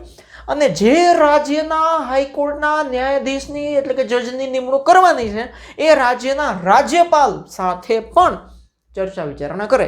તમને એમ થાય રાજ્યપાલ એટલે કોણ તો કે દેશ લેવલે જે રાષ્ટ્રપતિનો હોદ્દો છે એ રાજ્ય લેવલે રાજ્યપાલનો હોદ્દો કહેવાય, બરાબર. તો 2 જણા સાથે સુપ્રીમ કોર્ટના જે વરિષ્ઠ ન્યાયાધીશ જજ છે એની સાથે ચર્ચા કરે અને રાજ્યપાલ સાથે ચર્ચા કરે, પછી એની નિમણૂક કરે. અન્ય ન્યાયાધીશોની નિમણૂકમાં વડી અદાલતના મુખ્ય ન્યાયમૂર્તિ સાથે ચર્ચા વિમર્શ કરવામાં આવે છે. અન્ય ન્યાયાધીશોની નિમણૂક કરવામાં વડી અદાલત સિવાયના, વડી અદાલતની નીચે જેટલી અદાલતો છે રાજ્યમાં એની નીચેના જેટલા ન્યાયાધીશ જજની નિમણૂક કરવાની હોય એમાં વડી અદાલત એટલે કે હાઈકોર્ટના જજને પૂછે, એની સાથે ચર્ચા વિચારણા કરે, ભાઈ આ ભાઈને ફાઇનલ કરશું, આ બેનને ફાઇનલ કરશું, કોને કરશું, બરાબર છે, ઓકે ફાઇન. એટલે કે રાષ્ટ્રપતિ એટલે વડાપ્રધાન અને પ્રધાનમંત્રીની સલાહ અનુસાર વર્તમાન રાષ્ટ્રપતિ એ અભિપ્રેત છે. રાષ્ટ્રપતિ એટલે કોણ? આપણે સૌથી મોટા પ્રથમ નાગરિક તરીકે રાષ્ટ્રપતિને માનીએ છીએ, પણ રાષ્ટ્રપતિ એટલે કોણ તો કે વડાપ્રધાન અને વડાપ્રધાનનું જે આખું પ્રધાનમંડળ હોય, જેને વડાપ્રધાન પસંદ કરતા હોય, એની સલાહ અનુસાર જે વર્તે એ રાષ્ટ્રપતિ. અત્યારે એવું છે એટલે વડાપ્રધાનની અને મુખ્યમંત્રીની સાથે ચર્ચા વિમર્શ કર્યા અનુસાર વડી અદાલતોના ન્યાયાધીશની નિમણૂક થાય છે. કોની સાથે? વડાપ્રધાન સાથે ચર્ચા થાય, જે તે રાજ્યના મુખ્યમંત્રી સાથે ચર્ચા થાય અને એ રાજ્યના હાઈકોર્ટના જજની નિમણૂક થાય, બરાબર. વડી અદાલતના ન્યાયાધીશની ઉંમર 62 વર્ષની હોય છે. મુદત ઉંમર નહીં, મુદત એટલે કે 62 વર્ષ સુધી એ હોદ્દા ઉપર રહી શકે. 62 વર્ષ થાય એટલે પછી નિવૃત્ત થઈ જવું પડે. તેઓ રાષ્ટ્રપતિને સંબોધીને રાજીનામું આપી શકે. જેને થાય મારે નિવૃત્ત થઈ જવું છે, મારે રાજીનામું આપી દેવું છે, મારે આ હોદ્દો નથી જોતો, મારે કામ નથી કરવું, મારે બસ આરામ કરવો છે, તો રાષ્ટ્રપતિને લખીને કહી શકે કે હું આ જગ્યાએથી રાજીનામું આપું છું. વડી અદાલત એટલે કે હાઈકોર્ટના કોઈ પણ ન્યાયાધીશને એમની સામેના ગેરવર્તન કે ગેરરીતિના કારણોસર રાષ્ટ્રપતિ બંધારણીય જોગવાઈ અનુસાર, આ તો આપણે ઉપર જોયું હતું જ્યારે સુપ્રીમ કોર્ટની વાત હતી, સુપ્રીમ કોર્ટના જજને હટાવવાની વાત હોય તો એમને તમે નથી હટાવી શકતા. એવી જ રીતે હાઈકોર્ટના જજને તમે એમને એની કાંઈ ગેરરીતિ થઈ હોય, એને કંઈ ભ્રષ્ટાચાર કર્યો હોય કે ખોટા ચુકાદા આપી દીધા હોય કે ખોટા માણસના ફેવરમાં ચુકાદો આપી દીધો હોય એવું જણાય તો એની સામે પણ મહાભિયોગની કાર્યવાહી થાય અને પછી એને બરતરફ કરી શકાય. બરતરફ એટલે બરફ તરફ નહીં, એને કાઢી શકાય. મહાભિયોગની એટલે ખબર છે ને, આખું એની પ્રોસેસ આપણે ઉપર જોઈ હતી સુપ્રીમ કોર્ટ વખતે. વડી અદાલતના ન્યાયાધીશોની ભારતના કોઈ પણ રાજ્યમાં બદલી કરી શકાય છે. ગુજરાત હાઈકોર્ટ છે એના જજ હોય, એ જજને અહીંથી ઉઠાવીને આસામમાં મૂકી શકાય કે ભાઈ તમારી બદલી આસામમાં. તામિલનાડુ મૂકી શકાય, તમારી બદલી તામિલનાડુમાં થાય છે. જમ્મુ કાશ્મીરની અદાલત ત્યાં બદલી કરી શકાય. કોઈ પણ રાજ્યમાં એની બદલી થઈ શકે. વડી અદાલતોમાં ન્યાયાધીશોની સંખ્યા એક સરખી હોતી નથી કે ગુજરાતની જે હાઈકોર્ટ છે એમાં 6 ન્યાયાધીશ છે તો મહારાષ્ટ્રમાં 6 જોવા જોઈએ, રાજસ્થાનમાં 6 હોવા જોઈએ, એવું નથી. ત્યાં 3 હોય, 2 હોય, 5 હોય, 10 હોય, 15 હોય, અલગ અલગ હોઈ શકે જેવી જે જરૂરિયાત. રાષ્ટ્રપતિની નજર જરૂર જણાય તેવા પડતર કેસોની સંખ્યા, જો જેમ સુપ્રીમ કોર્ટમાં આવ્યું તેમ કે વધારે પડતા કેસ, એને એવું લાગે છે કે વધારે પડતો કેસ છે, વધારે પડતું કામકાજ છે, તો એડ હોક એટલે કે ફોર ધીસ કોઈ ખાસ હેતુ માટે કોઈ ન્યાયાધીશને કોઈ ખાસ સમયગાળા અનુસાર, સમયગાળા માટે એ ન્યાયાધીશને, નવા કોઈ ન્યાયાધીશને રાષ્ટ્રપતિ બેસાડી શકે. કાંઈ કામ વધારે છે, બોજ બહુ છે, મગજ ફરી જાય એટલા કામ છે, તો એડ હોક તરીકે વધારાના કાર્યક્રમી હાઈકોર્ટના ન્યાયાધીશની નિમણૂક કરી શકે. કોણ? રાષ્ટ્રપતિ. હવે સમજો, સુપ્રીમ કોર્ટ અને વડી અદાલતોનું આ બધું કામકાજ ત્યાં અંગ્રેજીમાં થાય. My lord, today I am going to here, બધું ઇંગ્લિશમાં થાય. પણ જો કોઈ રાજ્યની ધારાસભા એટલે કે આપણે જે વિધાનસભા હોય એ પોતાના રાજ્યની ભાષામાં જે તે રાજ્યની વડી અદાલતમાં પોતાનું કામકાજ કરી શકે એવો ઠરાવ પસાર કરે, ભાઈ આપણે ગુજરાતની હાઈકોર્ટ છે અને અહીં ઈચ્છીએ છીએ કે અહીંયા બધું ગુજરાતીમાં થવું જોઈએ, ગુજરાત છે ગુજરાતીમાં થવું જોઈએ, હું કામ અમે ઇંગ્લિશમાં મગજમારી કરીએ, તો અહીં વિધાનસભાની અંદર ઠરાવ પસાર થઈ જાય બહુમતીથી કે ગુજરાત હાઈકોર્ટની અંદર બધું કામ ગુજરાતીમાં થશે, તો પછી બધું ગુજરાતીમાં થવા માંડે. બરાબર? તો એ ભાષામાં કામકાજ કરી શકે. હવે લાયકાત શું? તમારે ન્યાયાધીશ બનવું હોય ગુજરાતના, તો પહેલાં તો ભારતના નાગરિક હોવા જોઈએ. ભારતના કોઈ પણ રાજ્યમાં આવેલી નીચલી અદાલત, હાઈકોર્ટની નીચેની જેટલી અદાલત છે એમાં ઓછામાં ઓછા 10 વર્ષ સુધી ન્યાયિક હોદ્દો, વકીલ તરીકે કે ન્યાયાધીશ તરીકે કામ કરેલું હોવું જોઈએ. વડી અદાલતમાં એટલે કે હાઈકોર્ટમાં ઓછામાં ઓછા 10 વર્ષ સુધી વકીલાત કરેલી હોવી જોઈએ કોઈ પણ વડી અદાલત હાઈકોર્ટની અંદર. રાષ્ટ્રપતિની નજરમાં તમે સારા ન્યાયવિદ, ન્યાયાધીશ કે વકીલ, નિષ્ણાંત બંધારણવિદ, બંધારણના સારા એવા જાણકાર, ભારતનું બંધારણ છે એના વિશે તમારી સારી જાણકારી હોય અને પ્રસિદ્ધ કાયદાશાસ્ત્રી એટલે કે વકીલ હોય તમે, તો રાષ્ટ્રપતિની નજરમાં આ તમે હોવા જ જોઈએ આવી રીતે. અને ઉંમર તમારી 62 વર્ષ કરતાં ઉપર ના હોવી જોઈએ, કારણ કે 62 વર્ષે નિવૃત્ત થવાનું છે. વડી અદાલતના ન્યાયાધીશ તરીકે નિમાયેલ વ્યક્તિએ પોતાનો હોદ્દો ધારણ કરતા પહેલા રાજ્યના રાજ્યપાલ એટલે કે ગુજરાત રાજ્યના રાજ્યપાલ સાથે, મહારાષ્ટ્ર એના રાજ્યપાલ સાથે અને એ સંદર્ભમાં તેમણે નિમેલ કોઈ વ્યક્તિ સમક્ષ હોદ્દાની ગુપ્તતાના શપથ લેવાના હોય. રાજ્યપાલની સામે રાજ્યપાલ એને શપથ લેવડાવે અને પ્રતિજ્ઞાપત્ર ઉપર સહી કરવાની, એટલે બની ગયા ન્યાયાધીશ, જજ બની ગયા. બરાબર? હવે વડી અદાલતના અધિકાર ક્ષેત્રો એટલે કે વડી અદાલતના અધિકારમાં શું શું આવે, એનો કેટલો અધિકાર, એની સત્તા કેટલી અધિકારમાં. જો મૂળભૂત અધિકાર ક્ષેત્ર, પેલું શું આવ્યું? મૂળભૂત અધિકાર ક્ષેત્ર. વડી અદાલતોને નાગરિકોના મૂળભૂત હકોના ભંગ બદલ, નાગરિકના મૂળભૂત હક વિશે આપણે આગળના ચેપ્ટરમાં ભણી ગયા છે. બોલવાનો હક છે, ભણવાનો હક છે, ઘણા બધા હક આપે છે આપણે મૂળભૂત અધિકારો. એ હકનો જો કોઈ ભંગ કરતું હોય, સરકાર ભંગ કરતી હોય, પોલીસ ભંગ કરતી હોય કે કોઈ પણ ભંગ કરતું હોય, તો એ કોઈ વ્યક્તિ, સત્તામંડળ કે સરકાર સામે આદેશ કાઢી શકે, હુકમ બહાર પાડી શકે કે તમે આવી રીતે ના કરી શકો, પરમાદેશ કાઢી શકે કે આ બંધ કરો તમે. બંધી પ્રત્યક્ષીકરણ એટલે કે હેબિયસ કોર્પસ જેવા આજ્ઞાપત્રો ફરમાવવાની તથા રીટ કાઢવાની સત્તા છે. બંધી પ્રત્યક્ષીકરણ એટલે કે ઇંગ્લિશમાં કહેવાય હેબિયસ કોર્પસ. હેબિયસ કોર્પસ એટલે શું? કોઈ પણને કોર્ટનું ફરમાન ના હોય તેમ છતાં તમે ઉઠાવી લીધો હોય અને એને ગમે ત્યાં આડાવડો કરી દીધા, તો એને હેબિયસ કોર્પસ કહેવાય. એમાં કોર્ટ એમ કહી શકે કે આ વ્યક્તિને તમે કયા કારણસર ઉઠાવી લીધો અને તમારી પાસે એવી શું સત્તા છે એને ઉઠાવી લેવાની. બાર ઉઠાવી લેતા એવા ઘણા બધા કિસ્સાઓ બન્યા છે, આપણે કંઈક મતલબ નથી કહેવાનો. તો એ આજ્ઞાપત્ર ફરમાવવાની, રીટ કાઢવાની સત્તા છે, એને ફરમાન જારી કરવાની સત્તા છે. કંપનીને લગતા કાયદા હોય, કંપનીને લગતા કોઈ કેસ હોય, લગ્ન, છૂટાછેડા, ભરણ પોષણ કે ભાઈ પત્ની છૂટી પડી ગઈ છે, એની સાથે બહુ માનસિકતા ના હોતો તો પત્ની પછી હાઈકોર્ટની અંદર એવું કહી શકે કે મારે એકલું કેમ રહેવું, એને કયો મને દર મહિને 15,000, 20,000, 50,000 મોકલતા જોઈએ, તો એ પ્રમાણે જો હાઈકોર્ટ આદેશ આપે કે ના આટલા ભરણ પોષણના મોકલવાના. આ બધા કેસો ચલાવવાની સત્તા પણ વડી અદાલતની છે એટલે કે હાઈકોર્ટની છે. અદાલતી તિરસ્કારને લગતા, અદાલત કોઈ તિરસ્કાર કરે, વડી અદાલતનું મારે કંઈ માનવાની જરૂર નથી. અદાલત એટલે કોણ? આવું કહેવાવાળા જે હોય. જમીન મહેસૂલ અને એની ઉઘરાણીને લગતા હોય કેસ, જમીન સંપાદનના લગતા કેસ હોય, વળતર સંબંધી દાવા હોય. ધારો કે મારી જમીન હોય, જમીનની વચ્ચેથી જ હાઈવે નીકળતો હોય, તો સરકારે જમીન સંપાદન કરે અને વળતરની અંદર મને ખાલી 2,000 રૂપિયા આપે એવું ન હાલે, તો હું સરકાર સામે હાઈકોર્ટની અંદર જાઉં, આ છે ને મને કંઈ પૈસા આપતા નથી અને એમને લઈ જઈએ મારી જમીન, તો મારે શું કરવાનું? ભૂખે મરું ને આત્મહત્યા કરી લઉં? તો એ કેસ આખો એની અંદર ચાલે. તો આ બધી કેસો ચલાવવાની સત્તા અદાલત પાસે છે. તમામ દીવાની, ફોજદારી કેસ, દીવાની એટલે તમને ખબર જ હશે ને, લગ્ન, છૂટાછેડા, આ બધા દીવાની કેસ છે. ફોજદારી એટલે ખૂન, હિંસા થઈ હોય એ બધા ફોજદારી કેસ. એમાં નીચલી અદાલતોએ જે ચુકાદા આપ્યા હોય એટલે હાઈકોર્ટની નીચેની જેટલી અદાલત છે એને ચુકાદા આપ્યા હોય, સજા આપી દીધી હોય, 6 વર્ષની જેલ આપી દીધી હોય, જન્મટીપની સજા આપી દીધી હોય, ફાંસીની સજા આપી દીધી હોય, તો એ ચુકાદાઓ સામે રીટ અરજીઓ કે ભાઈ આ ચુકાદો તમારે યોગ્ય નથી, આ સજા જે તમે ફરમાવી છે યોગ્ય નથી, એવી રીતે આખું ફરમાન જાહેર કરવાનું. ચૂંટણીને પડકારી શકે. હમણાં જ ચૂંટણીનો માહોલ છે, બધું ચાલે છે, તો એક તો કોરોનાના કેસો પાછો વધે છે, તો ચૂંટણીને પડકારતી કે ભાઈ આ સમયે તમે ચૂંટણી ના કરી શકો એની સલાહ આપી શકે. ચૂંટણીમાં કોઈ ગેરકાયદેસર રીતે થઈ હોય તો એને પડકારતી ફરિયાદો પણ થઈ શકે. કાયદાને પડકારતી કે આ કાયદો જે સરકારે બનાવ્યો છે એ બંધારણની વિરુદ્ધ છે, આ પ્રકારનો કાયદો બને તો બંધારણમાં છે જ નહીં આવું કંઈ, આ તો લોકોને હેરાન કરવાનો કાયદો છે, તો કાયદાને કેન્સલ કરવાની અરજીઓ પણ વડી અદાલત એટલે હાઈકોર્ટ લઈ શકે. પરીક્ષા સંબંધી જોગવાઈઓને પડકારતી પિટિશનો વડી અદાલતમાં છે. આ પેપર કાંડ બધા થાય છે, બધા પેપર ફૂટી જાય છે, બધું આવું બધું થાય છે. તો એ પ્રવેશ પરીક્ષા સંબંધી છે ને, અહીંયા પડકારતી તેમજ પ્રવેશ પરીક્ષા સંબંધી જોગવાઈ એ બધી જ હાઈકોર્ટની અંદર ચાલે. બરાબર. પછી આ પેલું અધિકાર ક્ષેત્ર થઈ ગયું, મૂળભૂત અધિકાર ક્ષેત્ર. પછી છે વિવાદી એટલે કે અપીલ અધિકાર ક્ષેત્ર. વિવાદી એટલે શું, તમને ખબર જ હોવી જોઈએ કે નીચલી અદાલતની અંદર જે કેસમાં જે ચુકાદો આવ્યો એ ચુકાદો માન્ય ના હોય છે તે વ્યક્તિને, તો એની વિરુદ્ધ એનાથી ઉપરની અદાલતમાં જવું એને કહેવાય વિવાદી અધિકાર ક્ષેત્ર, અપીલ અધિકાર ક્ષેત્ર. એને અપીલ કરી કહેવાય. વડી અદાલતના કાર્યક્ષેત્રમાં રાજ્યમાં આવેલી નીચલી અદાલતોના ચુકાદાઓ વિરુદ્ધ વડી અદાલત અપીલ સંભાળે છે, તેને અપીલ અધિકાર ક્ષેત્ર કહેવાય. મેં કીધું એ જ આવ્યું. વડી અદાલત પોતાના તાબાની અદાલતો, તાબાની એટલે કે એની નીચે જેટલી અદાલતો આવતી હોય એને જ કહેવાય ટ્રિબ્યુનલના ચુકાદાઓ, એટલે કે નીચેની અદાલતોના જેટલા ચુકાદાઓ એવા હોય, કોઈ ફાંસીની સજા, કોઈને જન્મટીપની, કોઈને 20,000 આપી દે એવું કહી દીધું હોય, તો એની સામે અપીલ દાખલ કરીને સાંભળી શકે છે. જિલ્લાની ફોજદારી અદાલતો, ફોજદારી અદાલતને બીજા શબ્દોમાં કહેવાય સેશન્સ કોર્ટ. શું કહેવાય? Sessions court.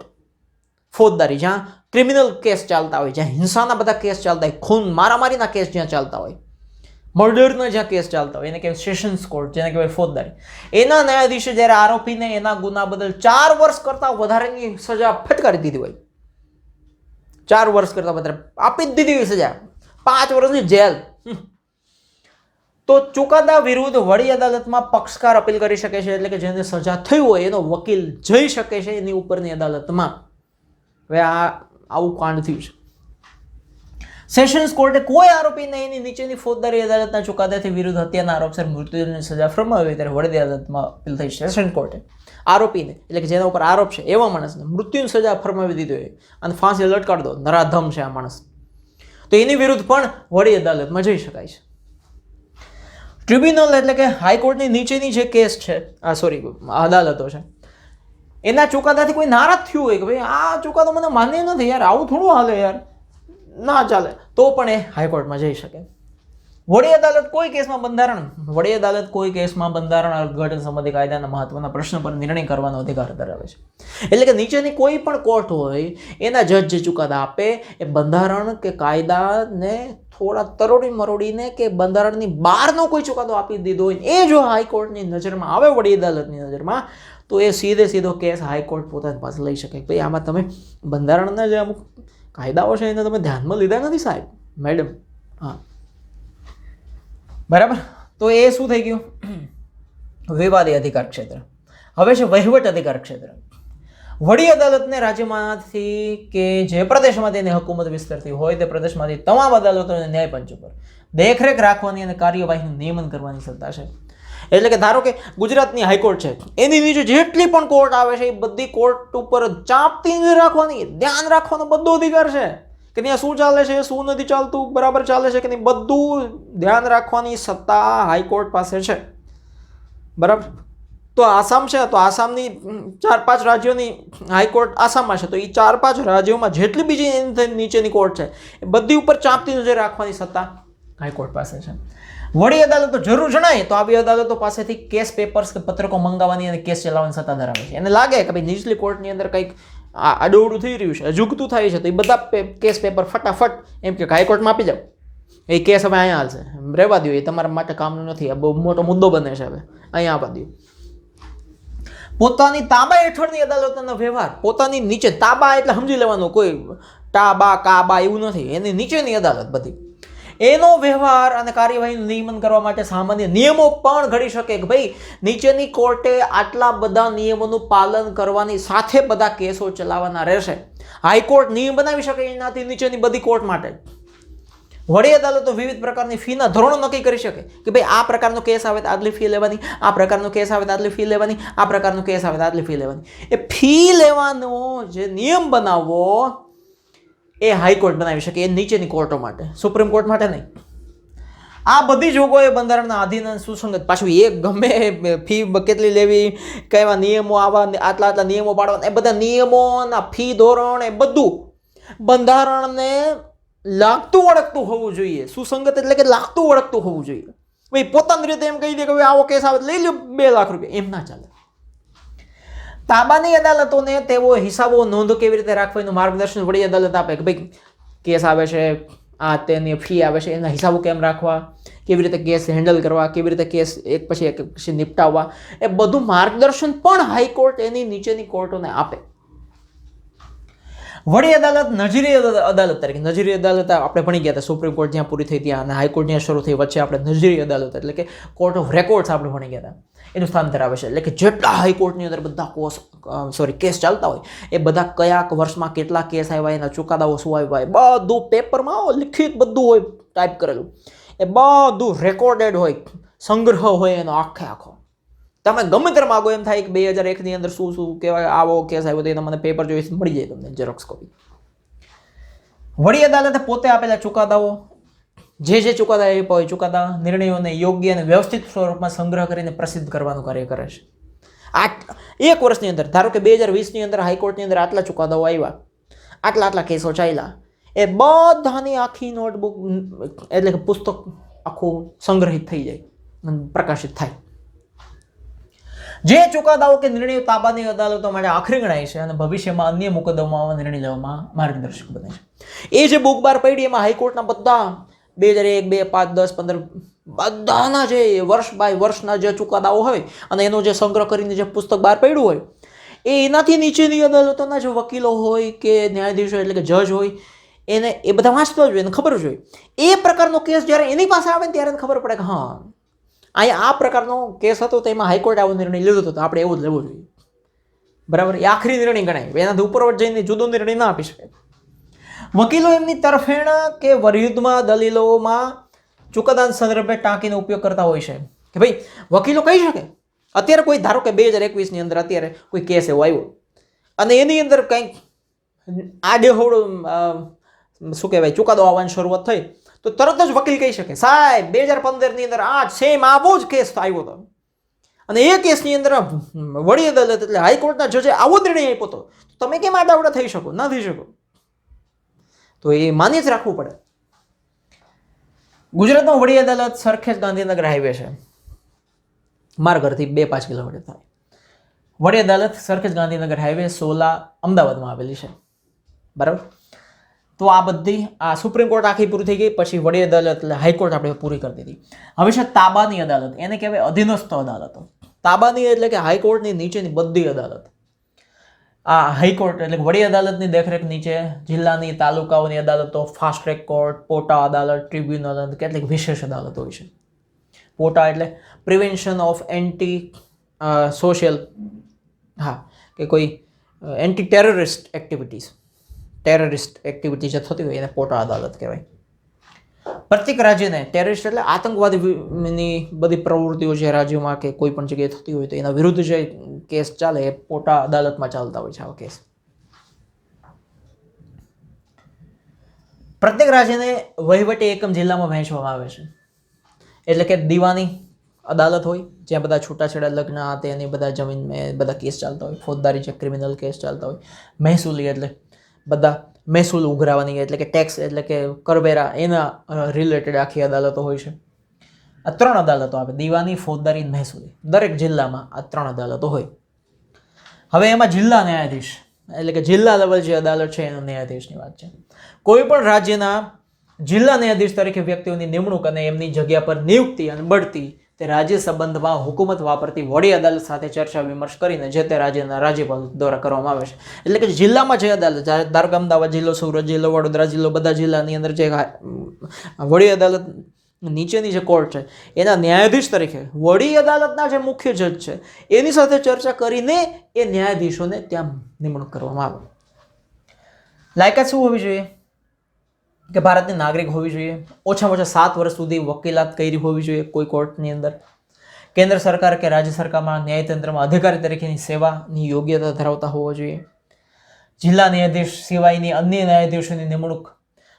જિલ્લા ન્યાયાધીશની વાત છોડી દો, હવે જિલ્લામાંની જે કોર્ટ છે એની ન્યાયાધીશ એટલે કે જજની વાત છોડ, એ સિવાયની જેટલી બીજી કોર્ટ છે એના ન્યાયાધીશોની નિમણૂક રાજ્યપાલ કે વડી અદાલત રાજ્ય જાહેર સેવા પંચ સાથે, રાજ્યનો જાહેર સેવા પંચ હોય, બરાબર, આખી એક કમિટી હોય, મંડળી હોય, એની સાથે સલાહ મસલત કરે અને બંધારણે ઘડેલા નિયમોના આધીન પછી એના જજને ત્યાં બેસાડે.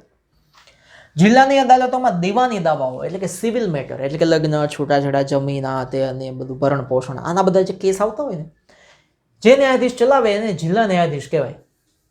બરાબર છે? તમે સમજો. તમે દીવાની દાવાઓ, જે ન્યાયાધીશ એટલે કે જે જજ ચલાવે એને જિલ્લા ન્યાયાધીશ કહેવાય. લગ્નના પ્રોબ્લેમ હોય, છૂટાછેડાના પ્રોબ્લેમ હોય, ભરણ પોષણના પ્રોબ્લેમ હોય, જમીન મકાનના પ્રોબ્લેમ હોય, તો જે ન્યાયાધીશ ચલાવે એને જિલ્લા ન્યાયાધીશ કહેવાય. અને ફોજદારી દાવા, જે મેજિસ્ટ્રેટ એટલે કે ન્યાયાધીશ એટલે કે જજ ચલાવે એને સેશન્સ ન્યાયાધીશ કહેવાય. બરાબર છે? જેમાં ક્રાઇમ થઈ હોય, જેમાં હિંસા થઈ હોય, જેમાં મારામારી થઈ ગઈ હોય, જેમાં કાપાકાપી થઈ ગઈ હોય, જેમાં મર્ડર થઈ ગયા હોય, જેમાં ગડર થઈ ગયા હોય, એને મેજિસ્ટ્રેટ એટલે કે જે ન્યાયાધીશ ચલાવે એને સેશન્સ ન્યાયાધીશ કહેવાય. જિલ્લા અદાલતો એના તાબા હેઠળની અદાલતોના ચુકાદાઓ સામેની અરજીઓની સુનાવણી કરે છે. જિલ્લા અદાલતની નીચે છે અદાલતો આવતી હોય એના ચુકાદાઓ સામે, એના ચુકાદાઓ કોઈ ના ગમ્યા હોય, બરાબર, તો એ જિલ્લા અદાલતમાં જાય ઉપર અને એની પછી સુનાવણી અને ચુકાદો જિલ્લા અદાલત આપે. પ્રત્યેક જિલ્લાની દીવાની અદાલતોમાં 1 લાખ રૂપિયા સુધીના દાવો સરકાર કરેલા સરકાર સામે કેસો ચલાવવાની સત્તા છે. જિલ્લા દીવાની અદાલતની સત્તા કેટલી? 1 લાખ રૂપિયાનો કેસ સરકાર સામે કોઈ કર્યો હોય કે સરકારે કોઈની સામે કર્યો હોય તો એ બધી સત્તા જિલ્લા અદાલતમાં એવા કેસ ચાલતા હોય.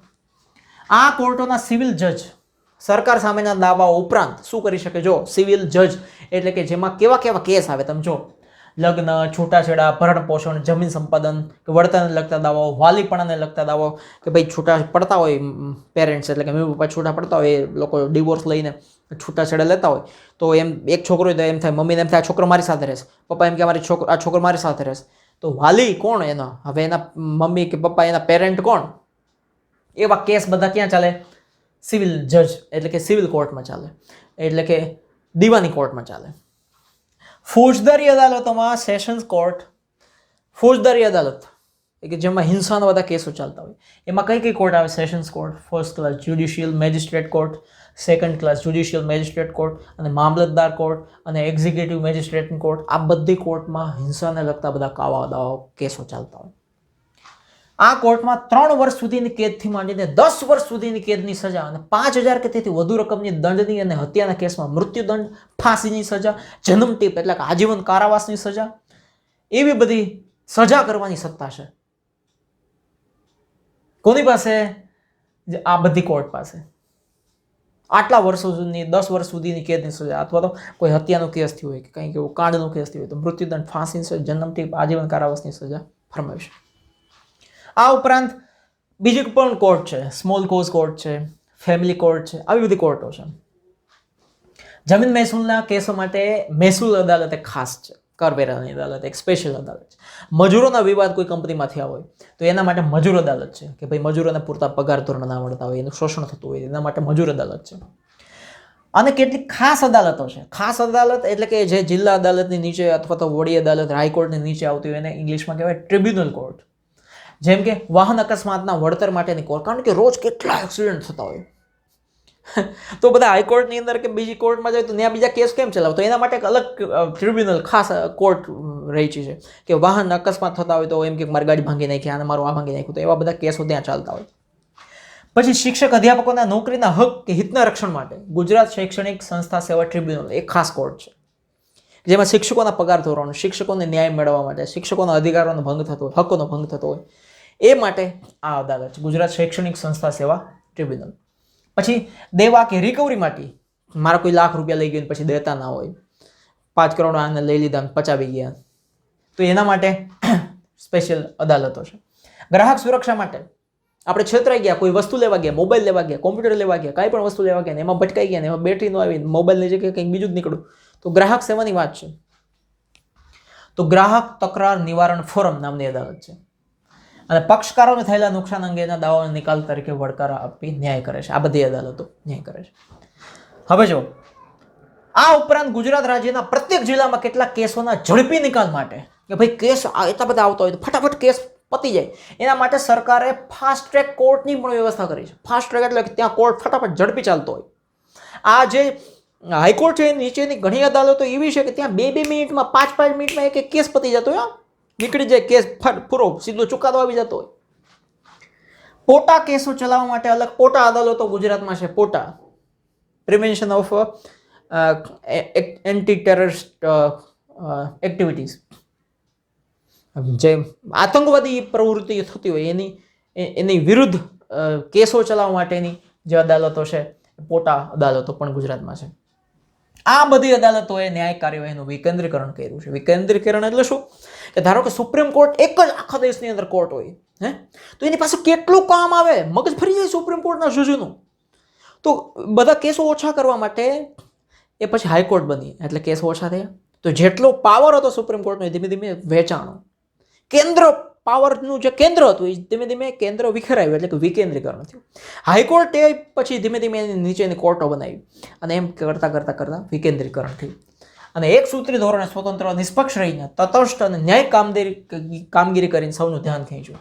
લોકો જાગૃત બનીને એનો લાભ ઉઠાવતા થયા છે. હવે છે લોક અદાલત.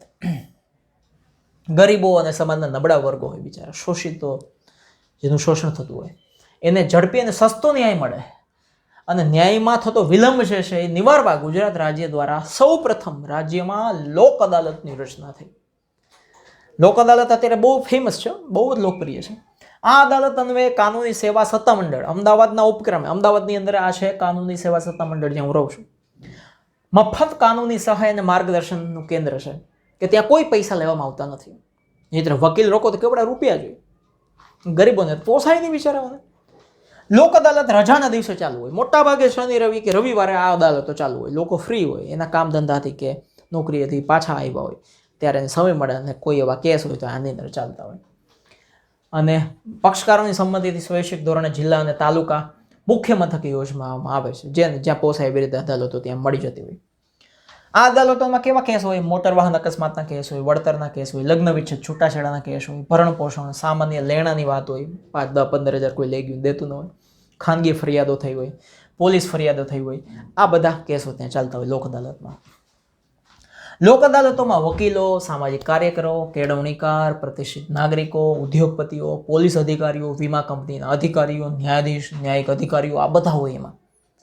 જેને અલગ અલગ ક્ષેત્રોનો બહુ મોટો અનુભવ છે, એવા બધા લોકો ત્યાં ન્યાયાધીશ તરીકેનું કામ કરે. અહીંયા શું કરવાનું? અહીં કોઈ હારી જાય ને કોઈ જીતી જાય એવું નહીં. આ કેસ હું જીતી ગયો, આ કેસ તો હારી ગયો એવું નહીં. અહીંયા બધાને બેયને સંતોષ થાય એવી રીતના ચુકાદો આપે, બે ખુશ થઈ જાય, શાંતિ સુલેહ માટે સમાધાન થાય. લોક અદાલતમાં નાણાંનો કે સમયનો બચાવ થાય છે, વેડફાટ નથી થતું. વર્ષોના અટવાયેલા અને વિલંબમાં પડેલા કેસો અહીં ઝડપી ફટફટ નીકળી જાય. લોક અદાલતના ચુકાદાઓને કાનૂની પીઠબળ હોય કે ભાઈ કાનૂનની અંદર રહીને જ લોકો ચુકાદા આપે, પોતાને મન ફાવે એવા ચુકાદાઓ ન હોય. એટલે જ લોક અદાલત છે એ લોકોમાં આકર્ષણનું કેન્દ્ર બનેલી છે.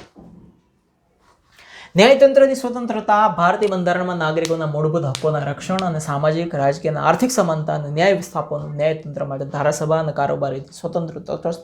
આ વાત તો કેટલી વાર આવી ગઈ કે હા કોર્ટ છે એ સ્વતંત્ર છે, એની ઉપર કોઈ રાજકીય દબાણ ના હોય, તટસ્થ હોય, કોઈના પક્ષમાં ના હોય, નિર્ભીક હોય, એને કોઈનો ડર ના હોય, એવી રીતે કામ કરે છે. ન્યાયતંત્ર એટલે કે કોર્ટ સરકાર તરફી નથી હોતી, સરકાર પ્રત્યે પક્ષપાતીનું વલણ પણ ધરાવતી ના હોવી જોઈએ. ન્યાયાધીશોની નિમણૂક સંબંધે એના લાયકાતનું ધોરણ, એટલે કે એ બરાબર લાયક છે ને જજ બનવા માટે, એ જોવાય. એની આખી પ્રક્રિયા નિમણૂકની, પગાર ભથ્થા, બદલી, બઢતી, નિવૃત્તિ વય વગેરે સુસ્થાપિત વિધિ અનુસાર થાય બધું. અને જે કાયદામાં જોગવાઈ હોય એ પ્રમાણે જ થતું હોય, ગમે એને બેહાડી ન દે. તેમની ચોક્કસ મુદત માટે નિમણૂક કરવામાં આવે છે. મનસ્વીપણે રાજકીય પ્રભાવ હેઠળ કારોબારી કોઈ ન્યાયાધીશને હોદ્દા પરથી દૂર કરી શકતી નથી. કે ભાઈ આ જજે અમારી સરકારની વિરુદ્ધમાં ફેસલો આપ્યો છે, કાઢો જજને, એમના એમ કોઈ મનમાં આવે એમ કાઢી ના શકાય કોઈ જજને. બરાબર. એના પગાર ભથ્થા, નોકરીની શરત, બઢતી એટલે કે પ્રમોશન, બદલી થતી હોય, નિવૃત્તિના લાભો, પેન્શન, નિવૃત્તિ પછી પેન્શન તો મળવું જોઈએ. આ બધી જ બાબતોમાં એમને નુકસાન થાય એ રીતે ફેરફાર કરી શકાતો નથી. ન્યાયાધીશોની ફરજ દરમિયાન જો એવું લાગે કે ભાઈ એનું વર્તન ખરાબ છે, ચુકાદા કંઈક ખરાબ લાગે, તો સંસદ કે વિધાનસભામાં ચર્ચા નથી થઈ શકતી, ટીકાત્મક સમીક્ષા પણ થઈ શકતી નથી. એની આખી મહાભિયોગની જે ઉપર આપણે જોયું હતું એ આખી પ્રક્રિયા આવે પછી જ એને દૂર કરી શકાય છે. ન્યાયાધીશ નિવૃત્તિ બાદ કોઈ પણ અદાલતમાં વકીલાત કરી શકતા નથી. વડી અદાલતના ન્યાયાધીશ નિવૃત્ત થયા હોય તો પછી નીચેની કોઈ અદાલતમાં એ વકીલાત ના કરી શકે. સુપ્રીમ કોર્ટના ન્યાયાધીશ નિવૃત્ત થયા હોય તો નીચેની કોઈ પણ અદાલતમાં વકીલાત ના કરી શકે. આ તમામ જોગવાઈ પાછળનો મૂળભૂત ઉદ્દેશ શું છે? એક જ, કે જે ન્યાયાધીશ છે, જે જજ છે, એ નિડર થઈને, કોઈના ડર રાખ્યા વગર, પ્રામાણિકતાથી, સ્વાભિમાન સાથે, નિર્ભીક, કોઈનો ડર રાખ્યા વગર, સ્વતંત્ર તટસ્થ રહીને પોતાની ફરજ અદા કરી શકે, લોકોને સાચો, પારદર્શક એટલે કે પારદર્શક અને ઝડપી ન્યાય આપી શકે. બસ આ એક જ ઉદ્દેશ. આમ ભારતીય બંધારણે ન્યાયતંત્રને સ્વતંત્રતા, નિષ્પક્ષ, તટસ્થ એ એક સૂત્રી વિશિષ્ટ સ્થાન આપ્યું છે. આવી અદાલત ક્યાંય આખા વિશ્વમાં નથી. આટલી સત્તા હોય ને એવી અદાલતો આખા વિશ્વમાં નથી. સર્વોચ્ચ અદાલતમાં જાહેર રીતના દાવા, જાહેર રીતના પ્રશ્નો કે મહત્વની જાહેર સમસ્યાનો ઉકેલ માટે માત્ર પોસ્ટકાર્ડ કે સામાન્ય પત્રો દ્વારા થયેલી ફરિયાદને જાહેર રીતની અરજી તરીકે સ્વીકારીને વહીવટી તંત્રને આંચકારૂપ ચુકાદાઓ આપ્યા છે. ઘણી વાર એવું થયું છે કે ભાઈ કંઈ એવો કાયદો બની ગયો હોય કે જે સરકારે લોકોની વિરુદ્ધ જ બનાવ્યું હોય, બંધારણની વિરુદ્ધ હોય, તો દેશભરમાંથી હાઈકોર્ટના ટપાલ લખવામાં આવે. તો એ ટપાલના આધારે, એ પત્રના આધારે હાઈકોર્ટે ચુકાદાઓ આપ્યા હોય અને દેશના કાયદામાં જે સરકાર કાયદા ઘડ્યા હોય એને કેન્સલ કર્યા હોય. જે ન્યાયતંત્રની સક્રિયતા બતાવે છે, એ બતાવે છે કે ન્યાયતંત્ર છે, કોર્ટ છે, એ કેટલી સક્રિય છે, એ કોઈ હુતી નથી. હમણાં ન્યાયતંત્ર પાસે અંદાજે 3.5 કરોડ કેસ છે જે પેન્ડિંગ પડ્યા છે, હજી ચાલવાના બાકી છે. કેટલા કેસ હજી પેન્ડિંગ છે વિચારો. શું કામ?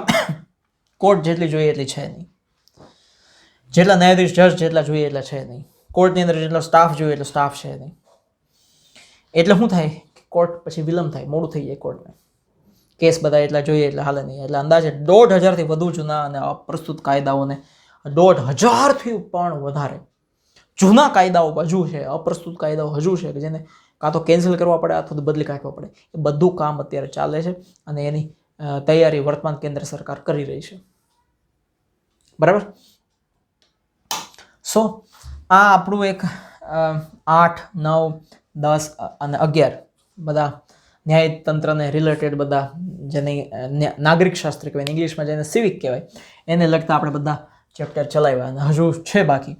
બસ એ નવા ચેપ્ટરની અંદર ફરીથી મળીશું મોજથી અને જલસાથી. બરાબર. તો તમને ખબર પડી ઘણી બધી બેઝિક ઇન્ફોર્મેશન આ બધી હતી. જય હિન્દ, જય ભારત, વંદે માતરમ.